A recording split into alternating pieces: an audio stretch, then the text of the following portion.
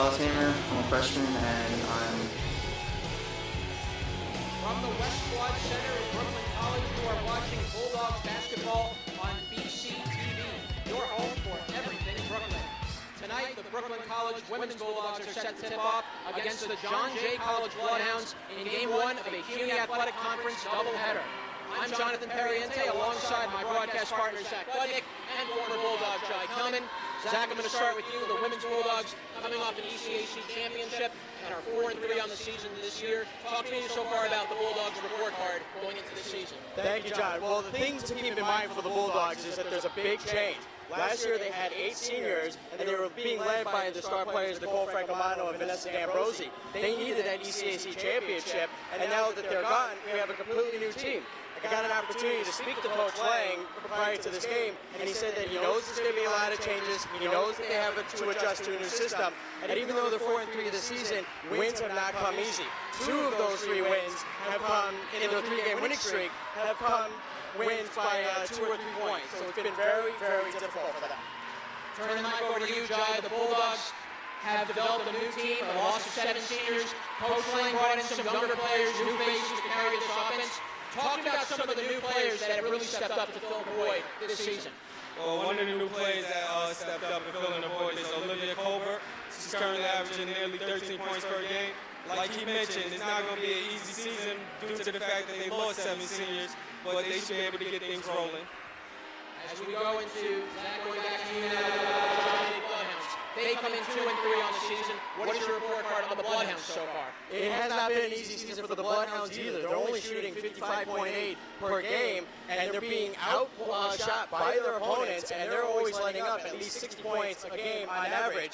They only had 1 CUNYAC game that they played so far, and it was a difficult loss for them against the Lehman College Lightning. So going into this game tonight, it's going to be a really tough challenge for the Bloodhounds to really gain momentum and to beat the Bulldogs.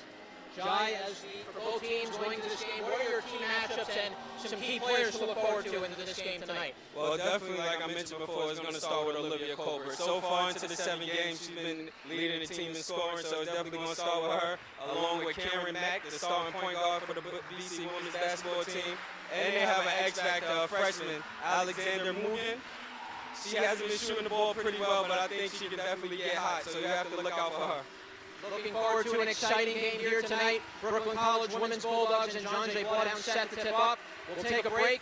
When we come back, anthems, starting lineup, and the opening tip-off from the West Quad Center. Brooklyn College women's Bulldogs and John Jay Bloodhounds next on BCTV, your home for everything Brooklyn.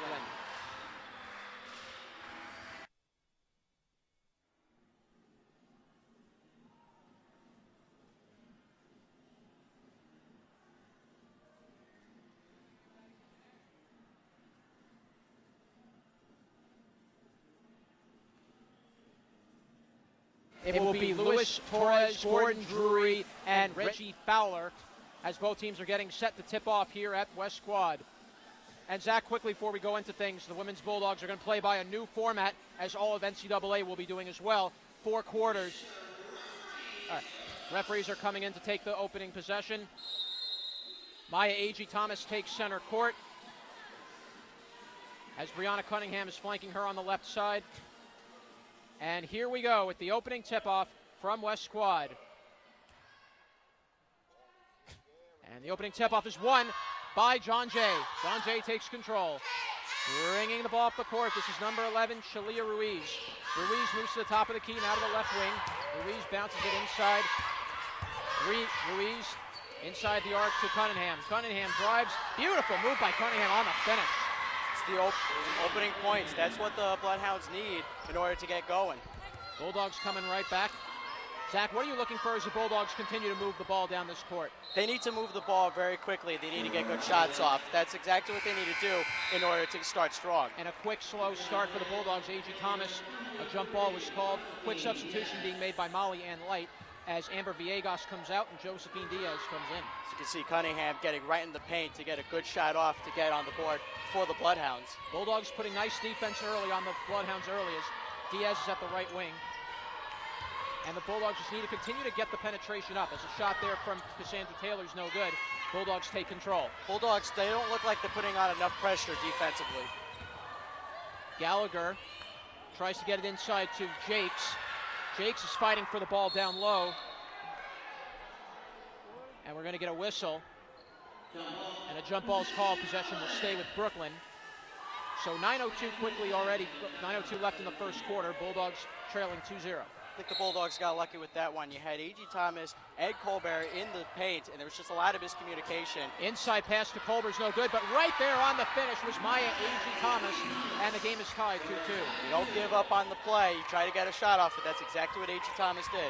Zach, if I have to say, A.G. Thomas is somebody the Bulldogs have to really continue to utilize as this game goes on. Absolutely. Driving on the inside on the right wing, no good. And beautiful finish right back down low to finish was Cassandra Cherry. Bulldogs coming back the other way, 4-2 the score in favor of John Jay. Cunningham finished that last basket, so she has 4 points so far. As Gallagher flips out up top to Tawana Holder. Now to the right wing, Vento will take a three and scores! Justine Vento from downtown, and the Bulldogs go up 5-4. Can't leave her, Bloodhounds cannot leave her wide open because Vento, she's an aggressive Bulldog, she will take that shot. Diaz will kick it back out to Cassandra Cherry. Now to Cunningham. Cunningham trying to fake around. Almost lost the ball, and Holder takes it away. Holder bringing it up. Beautiful pass inside, down low, putting it into Gallagher on the finish. Beautiful passing from Tawana Holder to find Justine Vento. Excellent 2-on-1 play for the Bulldogs. Able to cause the turnover and went right in. 7-4 Bulldogs, 7:47 to go.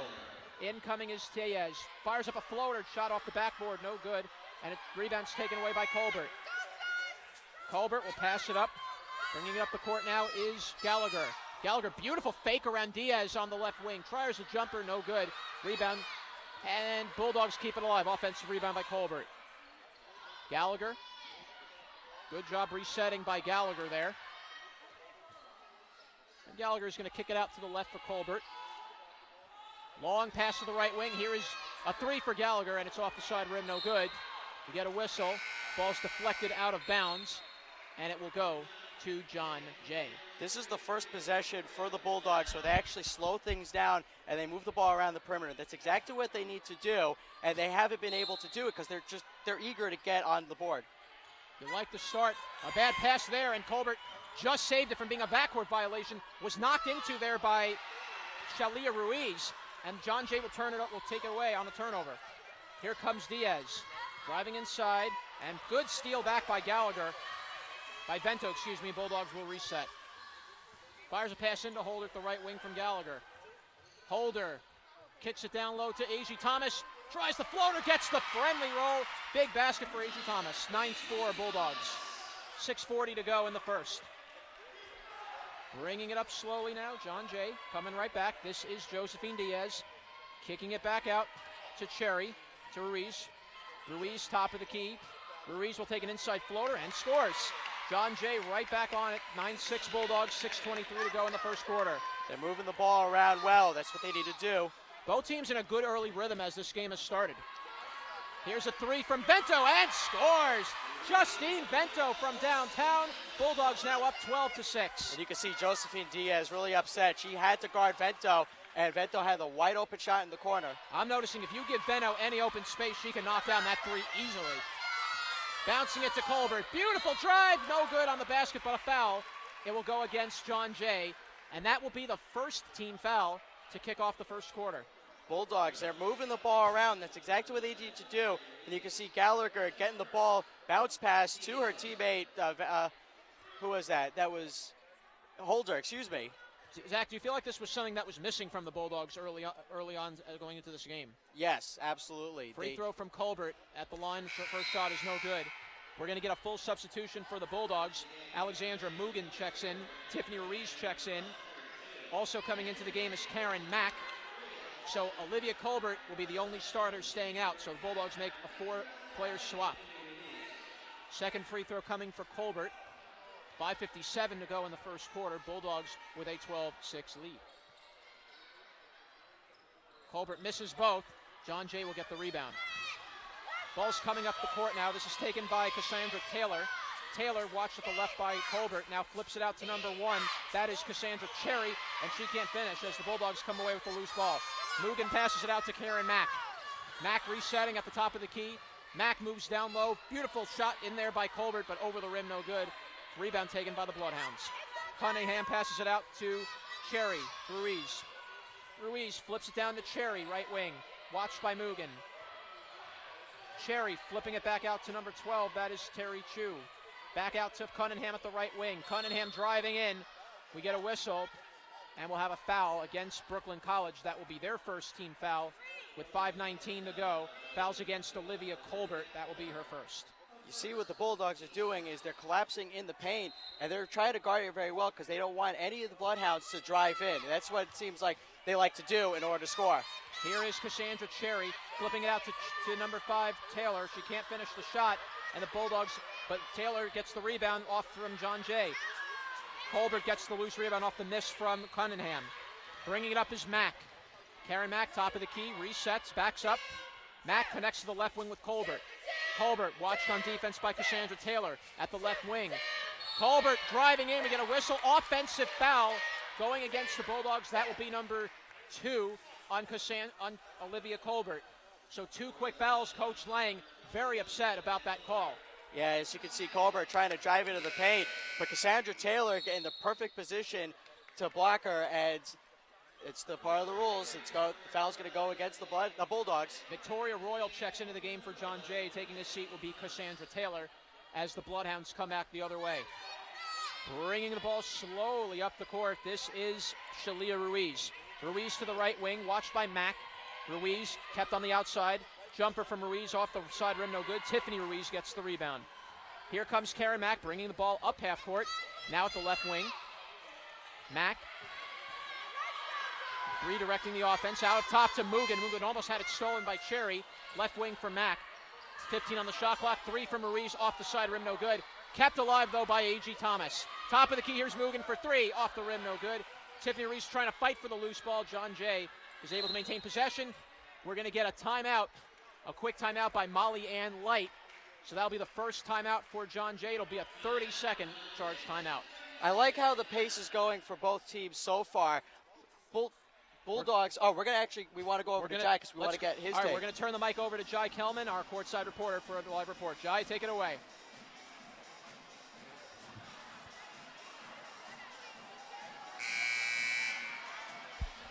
More? Or the first 4? Early in the game, the Brooklyn Bulldogs are up 12-6. It's a high-intensity game. Both teams came to play. It's going to be a good one in protection. Back to you. All right, Jai. Thank you so much. 4:14 to go off the timeout. Bulldogs leading 12-6. John Jay will take possession the other way. Bringing the ball up half court is Shalia Ruiz. Crossing over, watched by Karen Mack. Flips it out to Cassandra Cherry, top of the key. Cherry flips it out to number 12. That is Terry Chu.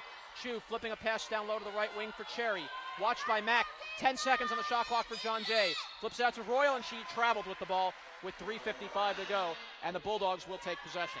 Yeah, Cherry was being guarded heavily by Karen Mack, and good job by Mack in order to get her to travel. Cherry's going to come out of the game as Cassandra Taylor comes back in for the Bloodhounds. Bringing the ball slowly up, and here comes Karen Mack. 3:50 to go in the first quarter. Bulldogs leading 12-6. Mack sets it back up to Mugen. Mugen out to the right wing for Tiffany Ruiz. We get a whistle and a turnover on the Bulldogs. A foul away from the play was called. It's going to go against Maya A.G. Thomas. That will be her first. As Coach Molly Ann Light is redirecting the offense now for John Jay. And here comes the Bloodhounds, and here comes Shalia Ruiz. Ruiz flips it out to Cherry, top of the key. And losing the ball was Terry Chu, and coming away with it is Tiffany Ruiz. Flipping it down to Mack. Mack, beautiful pass off the drive, can't finish. Rebound taken by Cunningham. Cunningham out to Ruiz. Ruiz driving into the left post, flips it out to Cherry at the left corner. Cherry takes a short jumper off the side rim, no good. Rebound taken back by the Bulldogs. Bringing the ball up slowly, this is Mack. Flipping it to the left wing for Mugen. Mugen fires for 3 and scores! Alexandra Mugen from downtown. Bulldogs go up 15-6. Nice work by Mugen. That's her second shot at the three-point attempt. She's able to sink that one in. Here comes John Jay. Cherry double teamed by A.G. Thomas. Flipping it down low to That was Cassandra Taylor to get a whistle, and a traveling violation is called. Bulldogs will make a change. Taylor Gallagher comes in. She will replace Mack.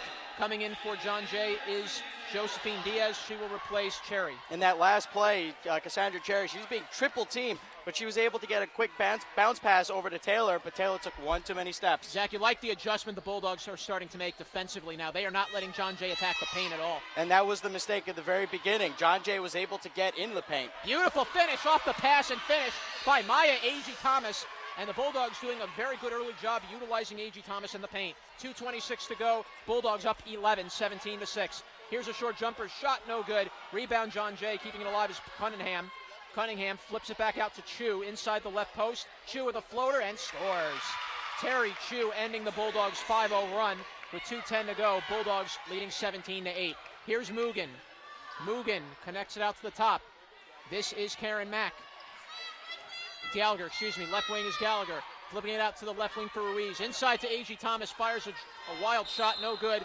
Ball's tipped out of bounds. It'll stay with Brooklyn College. And it looks like there's a player down for the Bloodhounds. That's Shalia Ruiz, but she got right back up, so a little bit of a Ruiz.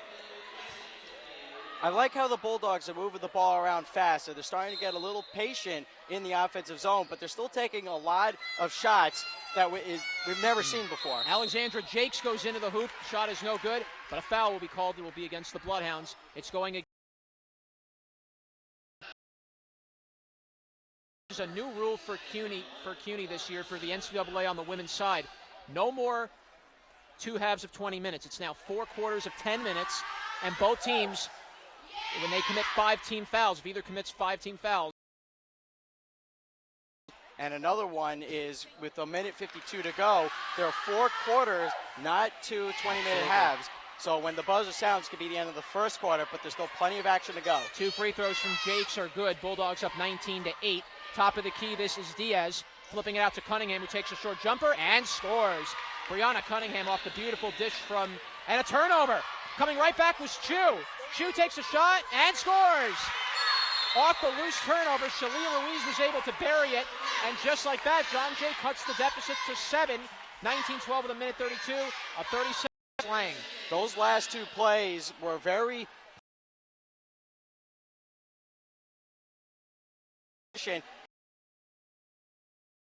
and then just like that, it was number 11.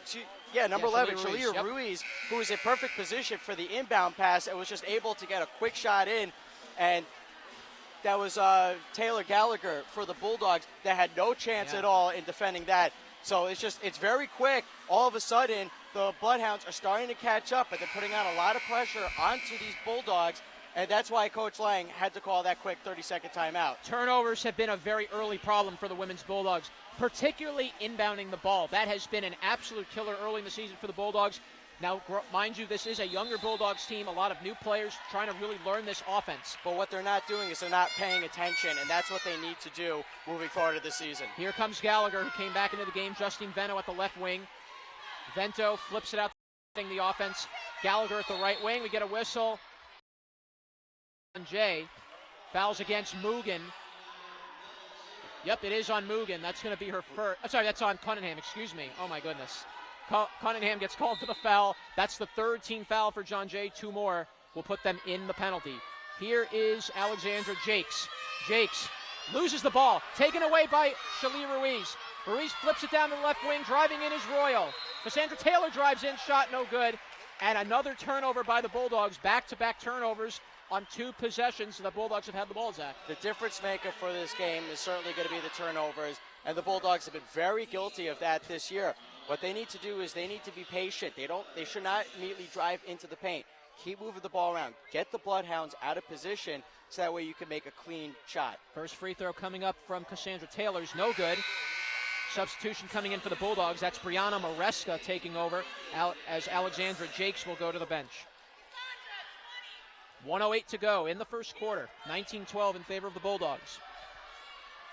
Second free throw coming for Taylor. Shot is up. Taylor knocks down 1. Bulldogs lead is now 6, 19-13 with 1:06 to go. Slowly bringing the ball up the court now. This is Gallagher. Gallagher flips it out to the right wing for Vento. Top of the key for Gallagher. Gallagher watched by defensively and a whistle, and we get a foul. It's going to go against Brooklyn College. It's on Brianna Maresca, and with that, that is the Bulldogs' 5th foul. Now, since that was an offensive foul, no free throws, but the next fouls for the Bulldogs will be free throws for John Jay. But it's not good to commit any offensive fouls because that's going to ruin whatever momentum you're able to pick up. It's going to hurt the Bulldogs. Get a whistle, and a traveling violation is called against Shalia Ruiz. So John Jay turns it right over with 45.8 seconds to go. Brooklyn will take over. Bulldogs leading 19-13. What you can see the Bloodhounds doing is that they are moving the ball very fast, but they're getting caught on their own by passing the ball, and next thing you know it, they're taking one too many steps. The key is being a little overzealous, and that's what John Jay has been doing a little bit of too much early on. Here is Gallagher at the left wing, flipping out to the top for Tawanda Holder. Holder's going to take a long three, off the rim, no good. But right there was A.G. Thomas on the rebound, and she's fouled. And that will go against John Jay, their 4th team foul. It's on Cunningham. That will be her 2nd.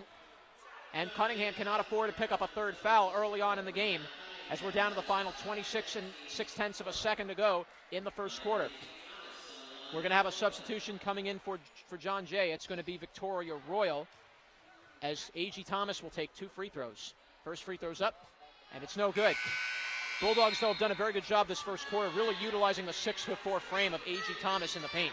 Yes, but they still struggling to get the ball to her without turning the ball over. Royal comes into the game for now, replacing Cunningham. 2nd free throw coming up for the Bulldogs, who have not scored a basket since about the 2-minute mark of the first quarter. Free throw up, and it is no good. It's good, excuse me. Bulldogs now up 20-13 with 24 seconds and counting on the clock. Bringing up the ball is John Jay. Right wing, this is Shalia Ruiz. Inside the arc, top of the key for Terry Chu. Chu watched on defense by Vento. Flipping it out to the top of the key is Ruiz. Ruiz down low to Royal. Jumper shot is good. And John Jay now trails by 5. Bulldogs have time for one more shot. 5 seconds to go in the first. 20-15 Brooklyn. Top of the key, right wing. This is going to be a 3. And scores! Right as time expired. What a shot by Taylor Gallagher. The Bulldogs close the half with a 23-15 lead. And Zach, look at what this. A huge shot that was from Gallagher. Gallagher right at the wing. She was able to get the basket in, and she saw that the timer was about to expire. Beautiful work by the Bulldogs at the end of the first quarter. They're up 23-15. Let's turn the mic over now to our sideline reporter, former Bulldog Jai Kelman. That was a very exciting first quarter from both teams. They both playing with a lot of high intensity, and they both getting after it on the defensive end. This second quarter should be very interesting to see who puts together a run to go up big. Back to you guys. I agree with Jai. There's a lot of high energy for both teams, even though they're turning the ball around a lot, and Bloodhounds, they're being called for a travel way too many times. But this is still an amazing flow for both teams in going into this second quarter. As we take a look at the stats for the first half, the Bulldogs come in shooting 8 of 17 from the field, so just shooting a little bit under 47%. Bulldogs are 4 of 8 from downtown, which has been a huge difference in that first quarter. Bulldogs knocked down 4 threes, 2 of them by Justine Vento. Yeah, Justine Vento was on fire in the very beginning, and then you had Taylor Gallagher picking up the slack in the three-point shot. That's something that the Bulldogs were missing very much last year, and now that you have both Gallagher and Vento getting those shots off, that could be the difference maker for the team in a positive way. A coach-line deep offense by the Bulldogs is always about moving the ball around, dishing it around, finding the open player, which is what the Bulldogs have done a lot of in the first quarter alone. But I still think you need to see the Bulldogs pull away with a lead when they have the chance. Here comes the second quarter, and it's going to be John Jay taking it. And a good defensive play by Holder, but got a little too aggressive on Josephine Diaz. And Holder's going to get called for the foul. That's going to be her first team foul. So just 4 seconds in, the Bulldogs are whistled for their first team foul. And under the new rules, you don't want to commit a team foul that early. Yeah, that's very aggressive play by the Bulldogs, by Tawanda Holder. We've never seen anything like that before in the first half, and now the Bulldogs are coming out with fire. Almost losing the ball there for a moment was Diaz, but kept it alive to Shalia Ruiz. Ruiz takes a floater shot, no good. A.G. Thomas fighting for the loose ball. Jump ball is called. Possession will go to Brooklyn College. 9:40 to go. Brooklyn College leading 23-15. Another rule change for the women's when it comes to fouls. At the end of each quarter, they get reset back to 0. Absolutely. Here comes the Bulldogs now taking possession. This is Gallagher out to the left wing for Maresca. Maresca flipping it out to the top for Holder. Whistle, and we get a double dribble violation against the Bulldogs. So another Bulldog turnover with 9:28 to go, and we're going to have a sub for John Jay. Coming into the game now is Cassandra Cherry. She replaces number 12, Terry Chu. Bringing the ball up now is Josephine Diaz, right wing, top of the key, as Diaz will flip it out to Cherry. At the top is Diaz once again. Diaz, watched defensively by Vento. Diaz try to flip it out to Cherry and does, almost stolen by Holder. Good ball movement so far by John Jay on this possession, Zach. Yeah, absolutely. You can see they keep moving the ball out, but the Bulldogs, they're not letting up at all. John Jay has to jack up a shot, and they just miss as the ball goes out of bounds, and it's going to be Bulldogs' ball. So the Bulldogs did a good job on defense, forcing up a bad shot with 8:58 to go. And we're going to get a sub as Alexandra Jakes comes in. She'll replace A.G. Thomas. You can see in that last play, the Bulldogs were keeping the Bloodhounds around the perimeter, and they almost got a shot clock violation, which is why the Bloodhounds took that ill-advised three-point shot. Good work by Gallagher to keep them out in the perimeter. Alexandra Mugen comes into the game now. She replaces Vento as Gallagher brings the ball up the court for Brooklyn. Gallagher at the left wing, passes it out to Mugen at the left wing. Mugen trying to get around the defense there of Diaz, and does. Bringing it inside. Here's a short jumper by Gallagher. It's off the rim, no good. Rebound taken by John Jay, as bringing up the court slowly is Cassandra Taylor. Taylor out to Diaz. Diaz moves into the right wing. Diaz flips it inside to Royal, can't quite finish, and Mugen comes away with the rebound. Mugen passes it out to Gallagher. Back to Mugen, who's falling it down. Mugen crossing half court, fires it out to Holder. Holder at the right corner. Holder on the drive. Shot, no good. Rebound by Royal as John Jay comes away with it. Royal passes it out to Cherry. Cherry almost losing the ball for a moment, but kept it alive. Cherry to the right wing. Top of the key for Diaz. Josephine Diaz for three. Off the rim, no good. Rebound taken by the Bulldogs, and it's going to be brought out by Gallagher. Gallagher flips it down into the right low post for Holder. Back out to Gallagher. Gallagher inside the right low post. Now flipping it out inside to Jakes. Jakes with a shot. It's off the rim, no good. And coming away with the loose ball is Brooklyn. Excuse me, John Jay. Here comes Ruiz. Ruiz flips it out to number 5. That was Taylor. Shot off the rim, no good. Brooklyn gets the rebound. So far, 7:33 to go in the second. No scoring by either team this quarter. Here comes Cherry, right wing. Cherry tries to fire it out and flips it out to Ruiz, to Diaz. The shot off the side for 3, no good. And a turnover by the Bulldogs, and that was a very errant mistake and a bad inbound again by Taylor Gallagher. Yeah, as you can see, Alexandra Jakes was she was the one who had the ball for the Bulldogs, and you could see everybody retreating back into John Jay's end, so all she had to do was just carry the ball up, but instead she thought she was feeling the pressure, tried to get it to Gallagher in front of her own bench, and went out of bounds. Jakes and Holder will sit down. In comes Karen Mack. Back into the game comes Olivia Colbert. And here comes Ruiz, top of the key, watched on defense by Justine Vento. Vento tries to flip a pass out. Vento, we had a whistle and we got a foul on the play. It's going to go against the Bulldogs. And that is on Olivia Colbert. No, it's on Vento. That'll be her first. Yeah, Vento defensively was guarding Shalia Ruiz along the far sideline, and beautifully done to keep her out there, but unfortunately she committed the foul. But that's now already 3 team fouls on the Bulldogs. 2 more will put them in the penalty. Bringing it out now is the Bloodhounds. This is Diaz. Diaz tries to make a move around Mugen, around a double team, gets a shot from Cherry. Air ball shot, no good. And we get another whistle, and a foul is called. It will go against Mugen. That will be her first, and that is now the 3rd team foul. So a little scoreboard mistake before. So that is the 3rd team foul with 6:57 to go. Still no scoring has been made in this quarter so far. But now Cassandra Cherry, will get an opportunity to get the first points in the second quarter. And the first free throw, got the friendly roll there from Cherry. First points of the second quarter for either team. Bulldogs now lead 23-16. Both teams are moving the ball around very fast, which is good, but they're also receiving a lot of pressure, and that's why we're seeing a lot of fouls committed by the Bulldogs, because they keep putting on the pressure, and they're creating all these mistakes. They're trying to make up for all the turnovers that they've committed in the first quarter, and some here in the second. Second free throw was no good out of 3 because it was on a three-point attempt. The foul was called on Mugen. Third free throw is up, and 2 out of 3 were made by Cassandra Cherry, and the Bulldogs now lead 23-17 with 6:54 to go in the second quarter. Top of the key, this is Karen Mack. Mack tries to make a drive, kicks it out to Mugen for 3, and scores! Alexandra Mugen from downtown.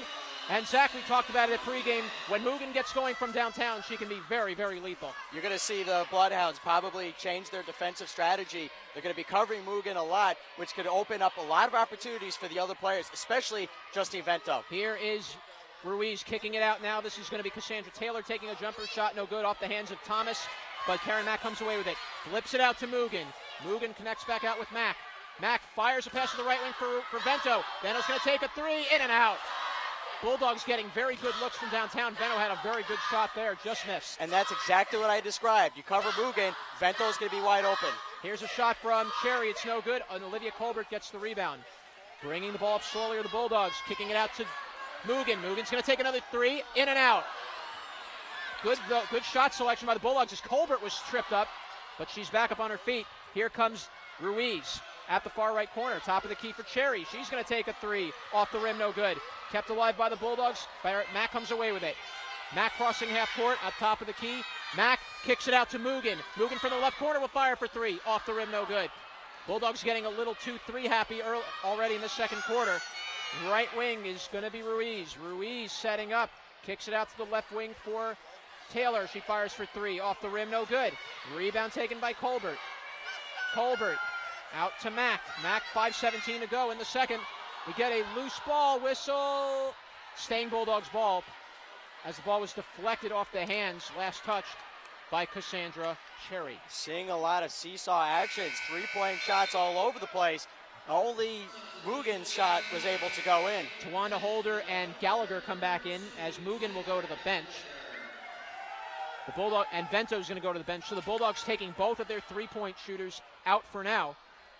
I think the real surprising note so far, Olivia Colbert, the leading scorer, has 0 points so far. It's a very big surprise. The Bulldogs going to try to get her to get some shots off.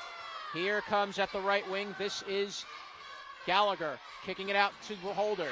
Holder at the left wing with 7 seconds on the shot clock. Holder drives in. Layup attempt, no good. Bulldogs trying to keep it alive, but John Jay comes away with it. 4:52 to go in the second. Bulldogs leading 26-17.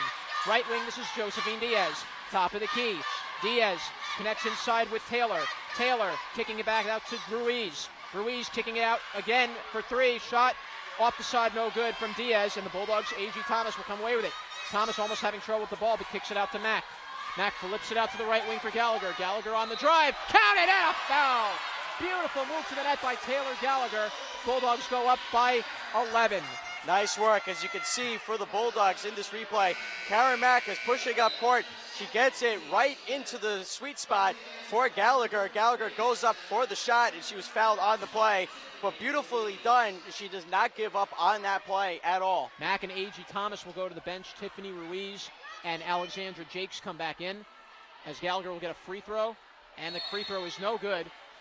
Bulldogs leading 28-17.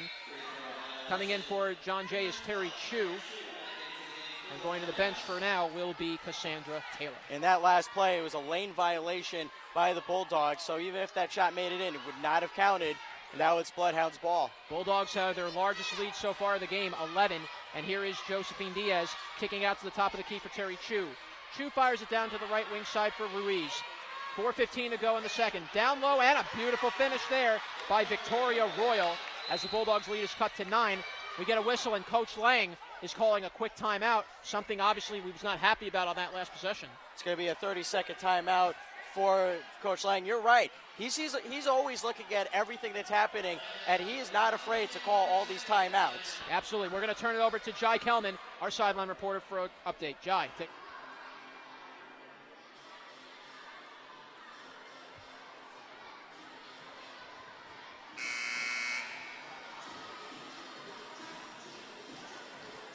Still a tight ball game here at West Quad. Both teams are getting after it. Neither team want to lay down.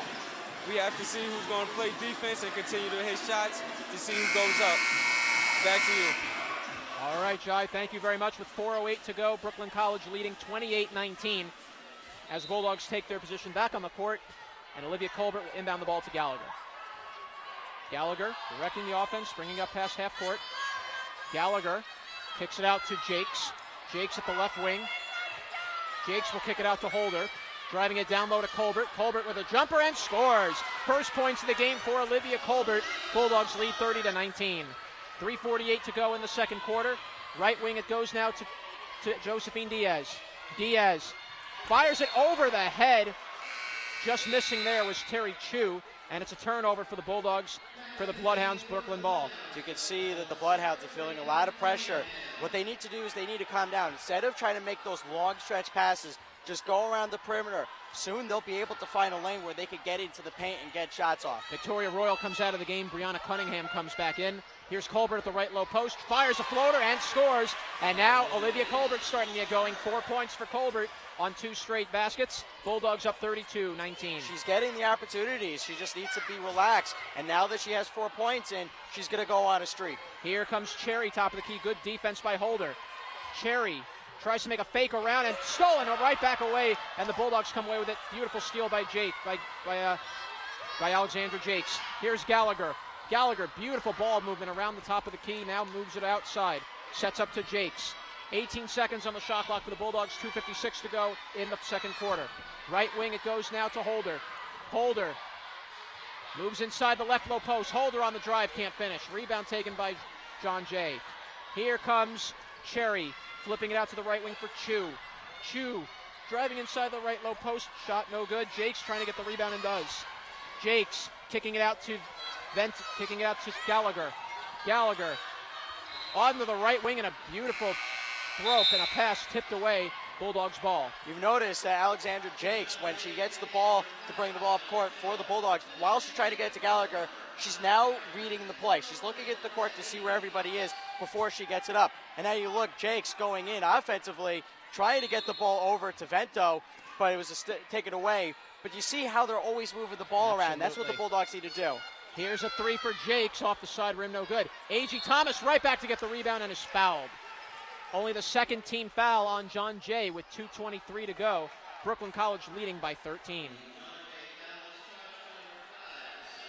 The foul's going to go against Cassandra Taylor. That will be her 3rd foul. So quickly, 2 more fouls, and Cassandra Taylor will find herself out of the game. And we're going to have a substitution getting ready to come in for John Jay. But first, a free throw coming for A.G. Thomas. First shot is up, and it's no good. Brianna Cunningham comes into the game now. She replaces Cassandra Taylor. Second free throw coming up for A.G. Thomas. Free throw is up, and it's in and out, no good. So 2 missed free throws for A.G. Thomas. Bulldogs still lead by 13 with 2:18 to go in the second quarter. Top of the key, this is Terry Chu. Chu trying to direct the offense. Chu kicks it out, ball stolen away. Here comes Brooklyn College as they try to get loose possession. Bringing the ball up half court, this is Gallagher. Gallagher out to Mack. Mack flipping it inside, right wing A.G. Thomas. Here's Holder for 3, shot no good. And we'll get a turnover as the Bulldogs were called for the turnover. 1:48 to go. It's a 3-second violation against Brooklyn. Can't be in the paint for that long. You always have to be moving around. So that's why all the Bulldogs were very unhappy, realizing what the call was.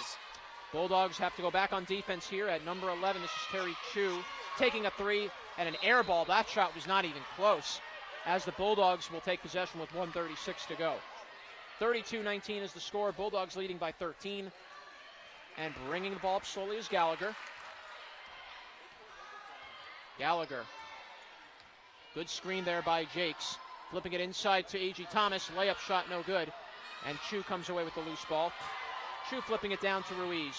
Ruiz kicks it out to Diaz. Diaz fires for 3 and scores. Josephine Diaz from downtown. The Bulldogs lead is cut to 10. Bulldogs trying to finish this half strong.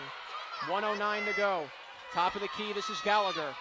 Gallagher, left wing. Gallagher flips it out to Holder. Holder to the right wing for Mack. We get a whistle and a foul on the play. It's going to go against John Jay. You can see Ruiz got knocked down very hard. She's not getting up. Shalia Ruiz is in a lot of pain. She is down on the ground right now. If we can take a look at what happened, it looked like she got hit a little bit on that last possession there. The Bulldogs are playing aggressive, and you got to watch out for everything that's happening on the court. But Shalia Ruiz is now back up. You can see that she got hit. She got pushed somewhere, and I guess slammed her face on the ground. As the Bulldogs are going to take possession. 57.7 seconds to go. Bulldogs will go over here. So 57.7 seconds. Bulldogs leading 32-22. John Jay will bring the ball up the court as Ruiz will take a seat on the bench for a little bit. And coming up the court now is Josephine Diaz. Diaz kicks it out, left wing, top of the key, and turned over. And Gallagher has a breakaway. Nobody back. Gallagher driving inside, layup, and scores. Taylor Gallagher on a beautiful finish. Bulldogs up by 12. Nice work by Gallagher and Karen Mack to be in the right positions for the Bulldogs. John Jay just got a little handcuff in that play at the top of the key. 28 seconds left on the clock. Bulldogs leading by 12. Top of the key, this is Cunningham. Cunningham takes a jumper, off the rim, no good. Shot clock now turned off. Bulldogs can play for one more basket. But Gallagher driving right in, tries to flip it down to Holder. Holder stepped out of bounds, was pushed out of bounds, and it will stay with Brooklyn with 15.6 seconds. Foul's going to go against John Jay. I'm surprised Gallagher was rushing in because the shot clock is off. You just want to make the last play. You want to run it out, but I guess the momentum, like we kept talking about, is on their side, so why slow down? You got to like the aggressive approach. Shot counts and a foul on the finish from Alexandra Jakes. Bulldogs go up by 14. This is their largest lead of the game. 13.6 seconds to go. We get a foul on John Jay. Watch how Mack inbounds the ball. She's looking for that open player in the paint. That is number 10, Tawanda Holder. Don't give up on the play. And the Bloodhounds were definitely caught off guard. Ruiz will come into the game for the Bulldogs. Tiffany Ruiz replacing Gallagher. Coming in now is Cassandra Taylor. She'll replace Cunningham with 13.6 seconds left. Bulldogs up by 14. Free throw coming up now for Tawanda Holder. Holder getting set to take the free throw. Shot is up. And Holder knocks it down. Bulldogs with a 15-point lead. John Jay can play for the final shot. Shot clock is turned off. 10 seconds to go as Josephine Diaz brings it up the top of the key. Flipping it out for a moment and taking it now is Chu. Here's a jumper, shot off the side rim, no good. Brooklyn getting one more possession, but the clock will run out. That will do it for the second quarter and the first half as the Bulldogs close it out, leading by 15 points. I think that was a really good first half overall for the Bulldogs. You could see in the very beginning they were definitely struggling with everything. They turned over the ball many times, and John Jay was also getting a little too aggressive. But then the Bulldogs were able to catch up. They were 8-point shots going off, which was very important for the Bulldogs to pull away. And the second half was definitely slow to start, but they kept getting the shots off from both ends. Absolutely. Now as we get set to we're going to turn the mic over now to Jai Kelman. He is with assistant coach Stanley Fevrin.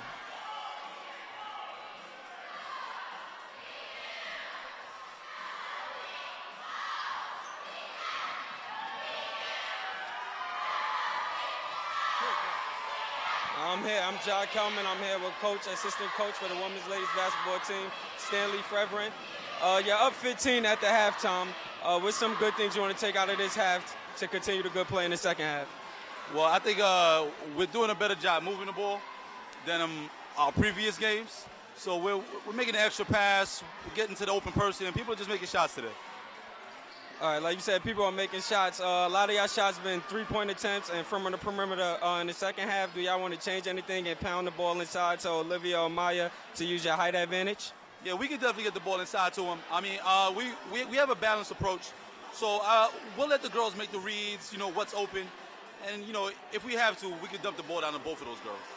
All right, thank you, Coach. Good luck in the second half. All right, Jai, thank you so much.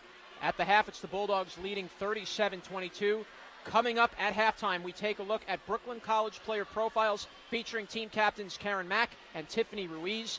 We also have a special Brooklyn College TV radio production, a new comedy web series, Unproductive, about 6 college kids overcoming their own personal drama, all while completing an important TV production project with their very tough-love new professor. Sit back, relax, and enjoy the show. You're watching Bulldogs basketball on BC TV, your home for everything Brooklyn.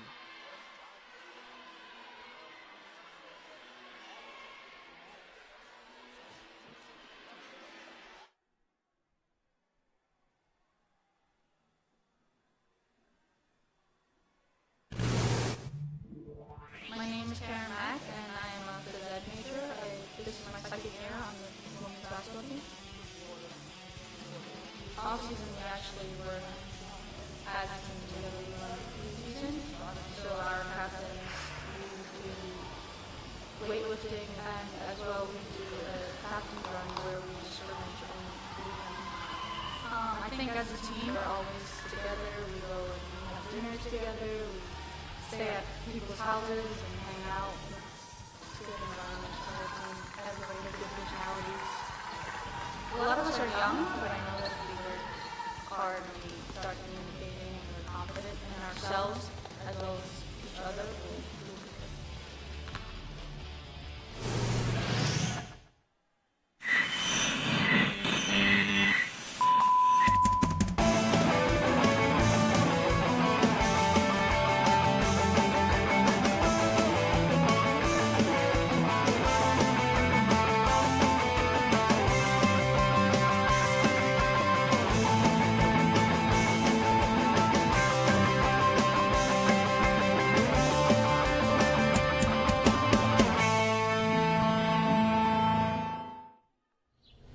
I will shove that phone 3 inches up. It's an iPhone 6 Plus. Oh, okay. 4 inches. No, okay. It still gets better service than your Droid. You mean my waterproof, shockproof, bomberproof Droid? It still haven't found what you're looking for. That's enough! We don't need 2 breakups in 24 hours. We need to go in there as a united front. Are we done? I'm sorry. Theo, you're going to apologize to Dave? Yeah, for sure. Over breakfast. To the train! We have to go to class. If 2 people break up over the phone and their friends refuse to acknowledge it, did it really happen? Yes. It's Facebook official. If anything, they need us now more than ever. We need to show that we still love and support them. Them? Them? No, him. Okay, fuck Kate. If I'm going in there, I'm taking sides. No, man, we're a team, okay? We need to stick. Not like Kate was thinking of the team when she called Ben up and broke his little heart. She had her reasons. Yeah, Sam? What were they? I don't know yet. But I'm willing to give her the benefit of the doubt because she is our friend. I don't think we should give her jack shit until she tells us. Dude, we've had like 3 good years with Kate and Ben, okay? We can't let their breakup ruin our friendship like this. Fine. Fine, I'll compromise, okay? We'll talk to Kate via text from the class that Ben and the rest of us transferred to. No, we can't do that. But we we need this class to graduate. We can take it next semester. No, it's being taught by that like new guy from like LA or something. I'll buy you guys a round of drinks after.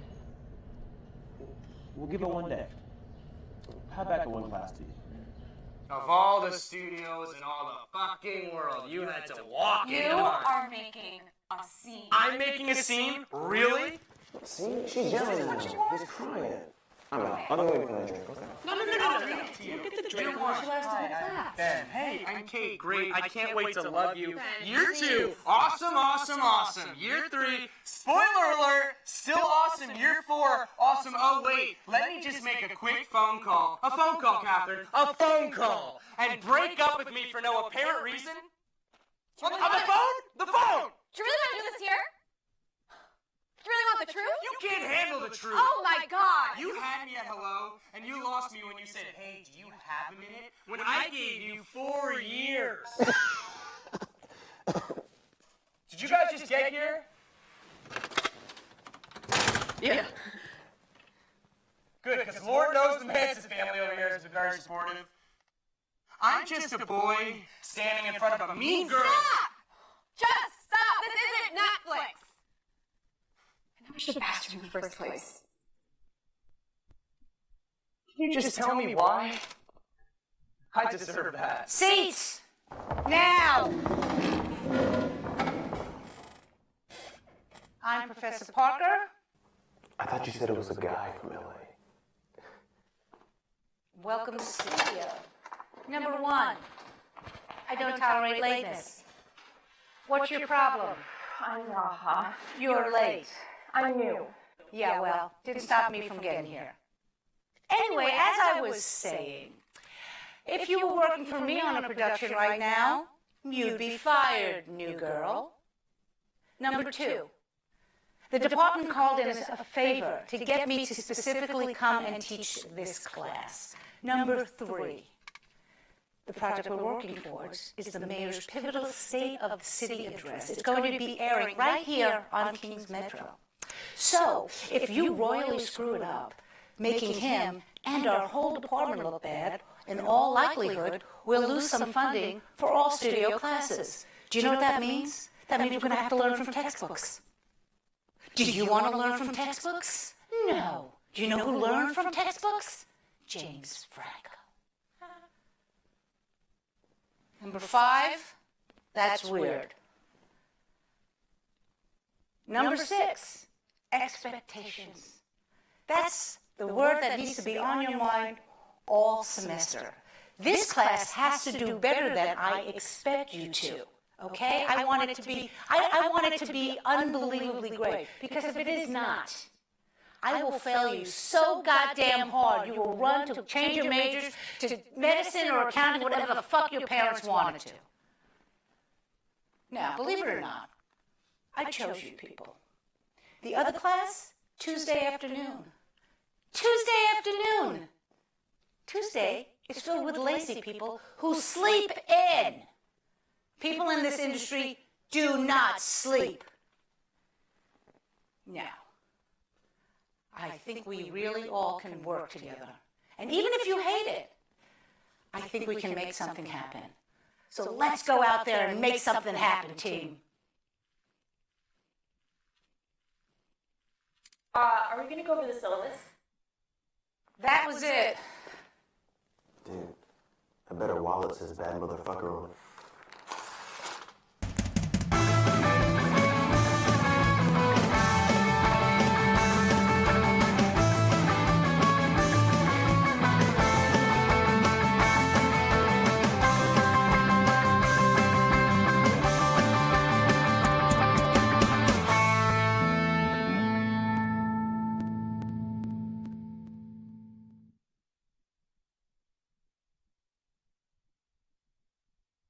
What makes someone Brooklyn's best? Into everybody's glasses, now drink up, it's time to be ratchet. I'm burying the hatchet. I eliminated attachments, fabricated, elaborate, it's complicated and tragic. Suffocating the magic, intoxicated, I'm rapid. Don't let me go, don't let me fall. Cause tonight I'm slowly drifting away. Don't let me go.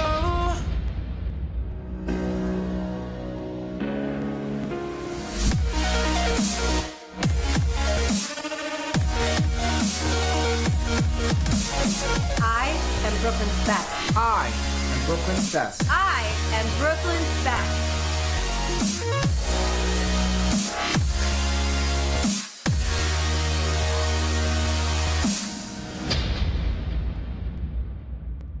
Hello, my classmates and I are 2016 television production MFA candidates at Brooklyn College.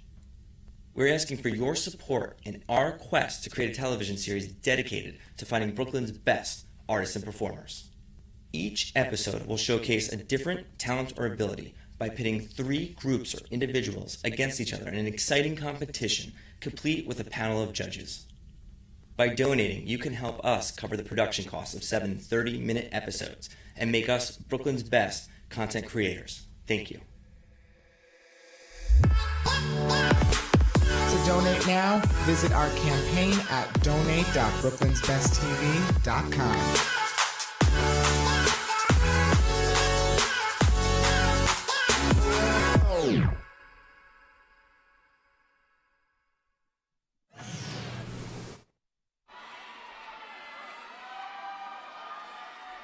at camera 3.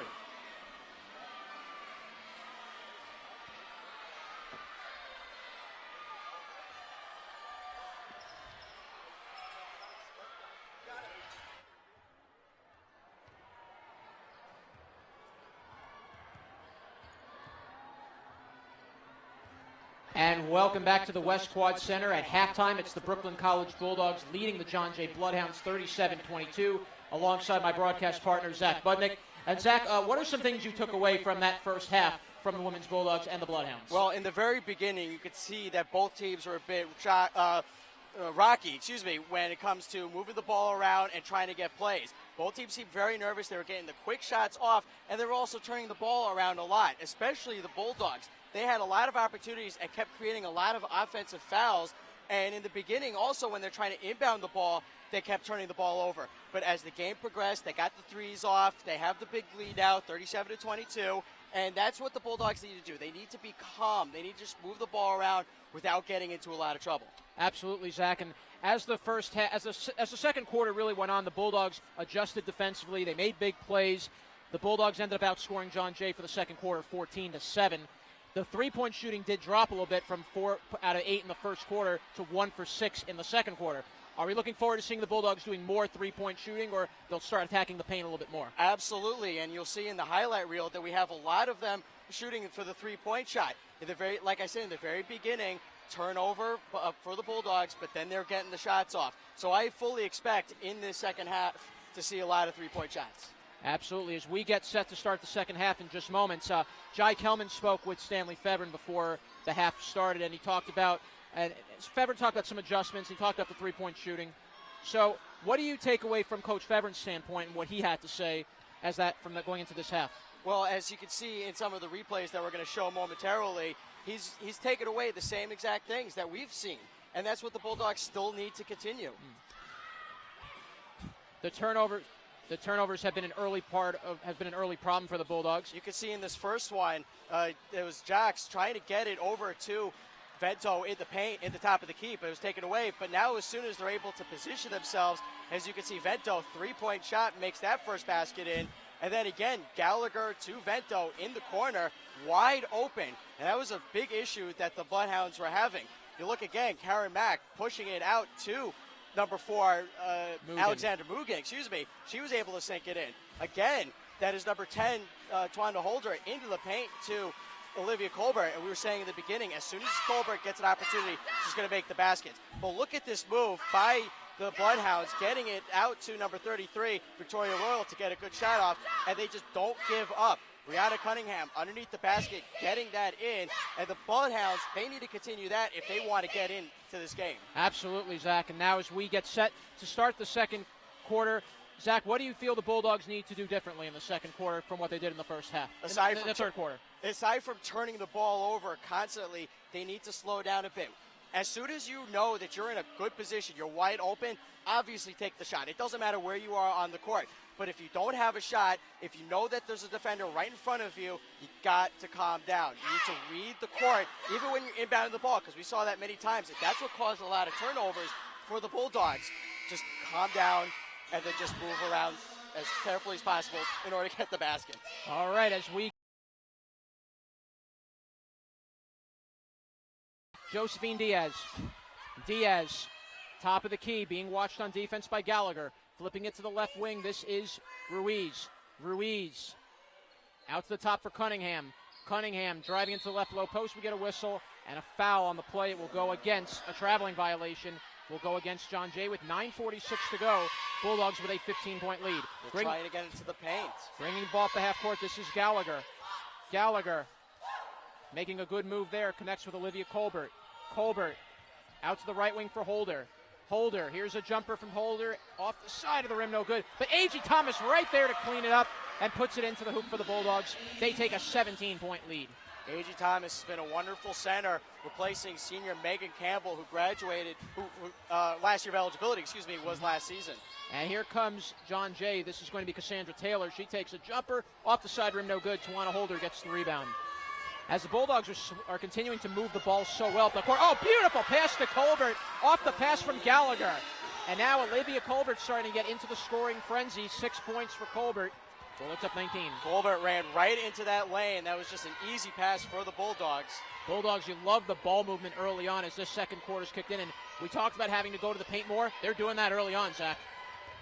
Here comes Cherry off the drive. Shot no good. Rebound taken by Taylor. Can't finish. Gallagher comes away. Vento comes away with the steal. Bringing it up now is Gallagher. Gallagher driving inside. Shot. Count it. No, shot will not count. No basket. A foul will be called against John Jay. Coach Lang very upset. He thought that should have counted. But it's going to be a foul on John Jay. We're going to have a substitution as Victoria Royal comes in, replacing Cassandra Taylor. Foul's going to go against John Jay, their first team foul. It'll be number 2. Rebounding the ball is Brooklyn for right now. And beautiful inside pass to Olivia Colbert. And the Bulldogs go up by 21. It's nice work by the Bulldogs. They're finding the open passes. 43-22, Bulldogs up, 8:20 to go in the third quarter. Right wing, this is Cunningham. Cunningham, turnaround jumper, shot no good. Rebound, A.G. Thomas flips it out to Gallagher. Gallagher flips it into Colbert. Beautiful pass, left is Vento for 3, and scores! Beautiful tic-tac-toe play of Justine Vento. Bulldogs up by 24. Add that to your highlight reel. Vento to Colbert in the paint, and they just immediately threw it back to Vento. That shifted everybody away from Vento. And you just love the ball movement by the Bulldogs to start this third quarter. Inbounding the ball, and Royal just threw up a crazy shot. Bulldogs come away with the loose ball. Here comes Gallagher. Gallagher crossing half court. Gallagher into the right low post, flips it out to Vento, kicks it out to the left for Holder. Holder driving into the right low post, shot up, no good. Rebound taken by Colbert. She tries a shot up, no good. Bulldogs trying to keep it alive. Jump ball and possession will stay with Brooklyn College. Nice work by the Bulldogs. They're getting the shots off. They're moving around. And John Jay, you can see they're starting to get a bit frustrated. Brianna Cunningham comes out of the game, and Cassandra Taylor re-enters. Bulldogs up by 24, 46-22 with 7:30 to go. Here's a 3 and a score by Taylor Gallagher. And the Bulldogs now increase their lead to 27. They have to keep this momentum up. Now they have to make sure they do not create any turnovers like in the first half. Here's Josephine Diaz. She fires up a shot, no good. Diaz another shot, no good. Rebound by Colbert. And now the Bulldogs just taking full control of this game. Here comes Gallagher. Gallagher kicks it out to Vento. Vento fires for 3. Off the rim, no good. Taken away, kept alive by Colbert. Colbert flips it out to Gallagher. Back to Vento. Thought about a 3, didn't take it. Inside to Colbert. Turnaround shot and scores. Olivia Colbert inside the right wing. Bulldogs go up 51-22. Colbert had a lot of breathing room in the paint because you could see that the Bloodhounds know the Bulldogs are not afraid to fire a three-point shot, so they're playing well inside the perimeter, and that was just easy for Colbert. Driving inside, and a shot by Cherry is good, and that's the first points of the third quarter for John Jay as they trail 51-24. Bringing the ball up the court now is Brooklyn. Brooklyn driving in. We get a whistle, and a foul is called as the Bulldogs start this third quarter on a 16-2 run. Bulldogs, they're putting on the pressure, so now John Jay has to find a way to come back. But the Bulldogs, the way they're playing, you can see they're moving the ball around very fast. Even with the substitution, you know that the Bulldogs are going to keep up this momentum. Vento, A.G. Thomas, and Gallagher come out. Karen Mack, Alexandra Jakes, and Mugen come back into the game for the Bulldogs. Driving in down low, and whistle, ball out of bounds. Last touch by John Jay. It's Bulldogs ball, 6:09 to go. Shalea Ruiz was trying to bounce past that into Taylor inside the paint, but you could tell that they got a bit handcuffed as the ball went out of bounds. Here comes Gallagher crossing half court, adjusting, resetting the offense. Gallagher flips it out to the left wing for Jakes. Jakes, top of the key, fires it inside to Colbert. Left wing corner goes to Mack. Right wing for Gallagher. Gallagher looked like she got hit in the face. Nothing called. Flips it right down low inside to Colbert. Shot no good. Colbert gets her own rebound, can't finish. Colbert gets another rebound right back. Almost turned over, but Gallagher kept it alive. Flips it out to Mugen. Left wing goes to Mack. Mack inside to Colbert. Colbert turnaround jumper, shot no good. And John Jay finally comes away with the loose ball. It's taken by Cherry, and Cherry lost it to Mugen. Mugen's all alone. Mugen driving in. Mugen on the drive. Fires up a bad shot, but kept alive by Mack, resetting. Mack kicks it out to Gallagher. Gallagher Resetting with 5:14 to go in the third. Bulldogs up 51-24. Here is Jakes. Jakes out to Gallagher. She fires for three, and just in and out. 5:02 to go. Bulldogs still leading 27. It's the unfriendly roll for Gallagher. Here comes Diaz. Here comes Ruiz, kicking it out to the right wing for Diaz. Diaz watched on defense there by Gallagher. We get a whistle and a foul on the play. Bulldogs will get called for their second. That's foul number 2 against Gallagher. It's a big battle between Diaz and Gallagher. Substitution coming in for the Bulldogs. That's Emma Summers coming into the game for the first time, checking in for Gallagher. Inbounding the ball is John Jay. This is Terry Chu taking it now. Chu kicks it out to Diaz. Watched on defense there by Summers. Summers trying to come up with a steal and is whistled for a foul instead. So Summers got a little too aggressive, and that's going to be the third team foul on Brooklyn College of this third quarter. As per the new rules, 2 more, and they're going to be in foul trouble. Here comes Brianna Maresca. She will replace Olivia Colbert. So Colbert coming on in this third quarter, 10 points. And here comes John Jay. They'll take over now with Diaz taking the possession. Watched on defense by Emma Summers. Diaz at the left post. Diaz drives in, and another foul against the Bulldogs. That's going against Summers. That's already her second, and the 14th foul on the Bulldogs. She's not playing a disciplined game. You can tell that she's getting a bit frustrated. As you can see again, she's guarding number 23, Diaz, carefully, but just getting in there a little too much. So she needs to watch out. Bulldogs are one more foul away from being in the penalty. Free throw coming up for Diaz is good. Bulldogs lead cut to 51-25 as Brianna Cunningham's getting ready to check into the game for John Jay.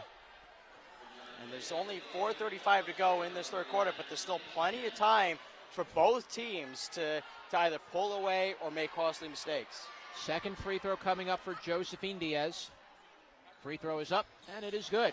So Josephine Diaz with 5 points. So the Bulldogs have done a very good job shutting down Diaz in this game, Zach. As the ball comes up now for Karen Mack. Bulldogs up 51-26 with 4:26 to go in the third. Top of the key, this is Mugen. Right wing, almost lost by Summers, kept it alive. Summers kicks it out to Mugen. Mugen's going to take a long three, off the rim, no good. Kept alive, and yes, kept alive by Jakes. Jakes double team, kicks it out to Mack. Mack firing it down low to Summers, who bobbled it, but Jakes was right there to get the layup, couldn't finish. Jakes gets it back, can't finish. Again, Jakes with the shot, and finally Jakes puts it home. Bulldogs go up 53-26 with 3:56 to go in the third. It's that saying, it ain't over till it's over. Gotta love the second, third chance effort by the Bulldogs. Top of the key, this is Diaz. Diaz kicking it out to Ruiz. Ruiz driving into the right low post. Diaz takes a jumper. That was Royal taking the shot. It's no good. Rebound by Mack. Mack driving down the field. Driving to the right wing. Mack resets, taking some time off the clock. Mack at the top of the key. Mack looks to find an opening. Mack to the left wing, kicks it out to Jakes. Jakes is going to try a three. In and out. We get a whistle. Foul on the play. And that is once again Emma Summers getting called for the foul. That is her third. And the Bulldogs pick up their 15th foul, which puts them in the penalty. So now Tiffany Ruiz is going to come in place of Summers for the Bulldogs. So Summers comes into the game and has a very rough start, 3 early fouls. And also A.G. Thomas will come back in as Maresca will take a seat. So Coach Lang wants to go back to his weapons to put this game further out of reach. So now the officials, they're moving the ball in to the foul line because you said that the Bulldogs are over the limit. Yep, 5 fouls equals 2 free throws for the opposing team. And taking those free throws will be Brianna Cunningham. 3:22 remaining in the third quarter. Bulldogs leading 53-26. And you could tell that this has been a really good quarter for the Bulldogs. More so, not just because of the score, but also because they're doing an excellent job moving the ball around and making those nice passes. Excuse me.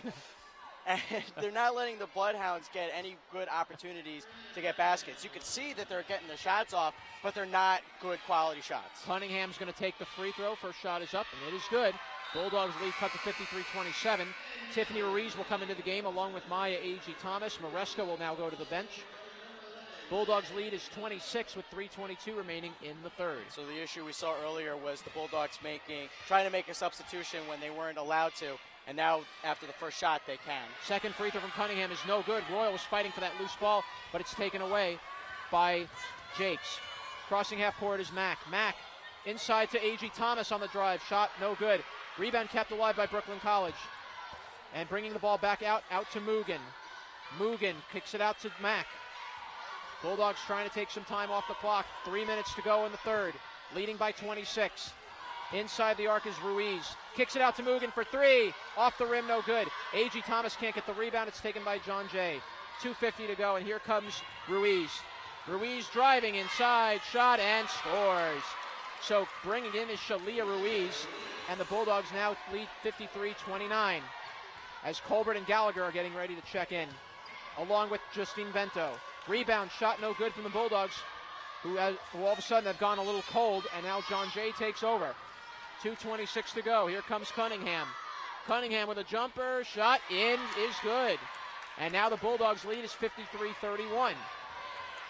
So slowly John Jay beginning to peck away at the Bulldog lead as Mack will take it, and we get a whistle, and Coach Lang, he wants a timeout as the Bulldogs are going to take a 30-second timeout, 53-31 with 2:12 to go in the third quarter. You could, like you said earlier, the Bulldogs are starting to get cold offensively. They've been getting the baskets in, but they haven't been able to finish the plays. Let's turn the mic over now to Jai Kelman with a sideline report. Jai, take it away. Brooklyn College has taken a commanded 22-point lead. They got to keep up the good play. If John Jay doesn't get it together quick, they could be blown out the gym. Back to you. Jai, thank you so much. 2:12 to go. I agree with Jai. You can see that the Bulldogs are pulling away. And the Bloodhounds, what they need to do is they need to find a way to get back into this play. Otherwise, like Jai said, they're going to be blown out the court. The only thing that concerns me, though, for the Bulldogs, and we talked about this throughout the season, is the Bulldogs have not been able to win a lot of games in convincing fashion. They've had trouble closing games out, winning by very close scores. The Bulldogs have this 22-point lead. You don't want to see the Bulldogs start slipping and giving the lead up. Yeah, all season long, they've been playing very tight games. It's been difficult for them to get victories. But now, as you can see, with the way the Bulldogs are playing, this could very well be a convincing one. Absolutely. 2 minutes to go in the third quarter now. Shot by Thomas was no good. As John Jay comes away with the ball, checking into the game there for John Jay is Dana Nicholson. Nicholson kicks it out to the top for Chu. Chu watched on defense by Vento. 13 on the shot clock for the Bloodhounds. Kicking it out to Nicholson. Good defense being played there by Gallagher. Kicks it out now to Chu. 6 seconds on the shot clock. We get a whistle. And a foul is called. It will go against Brooklyn College.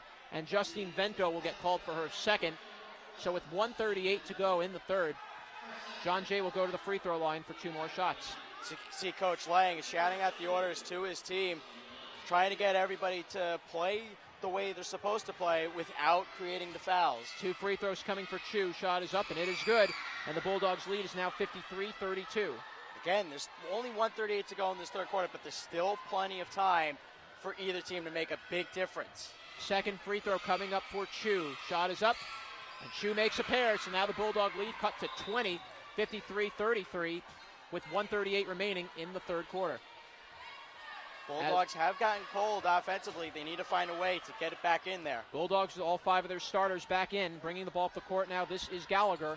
Gallagher trying to get around Royal, kicks it out to Vento, fires for 3, and sinks it in. Big shot from Justine Vento, a timely 3.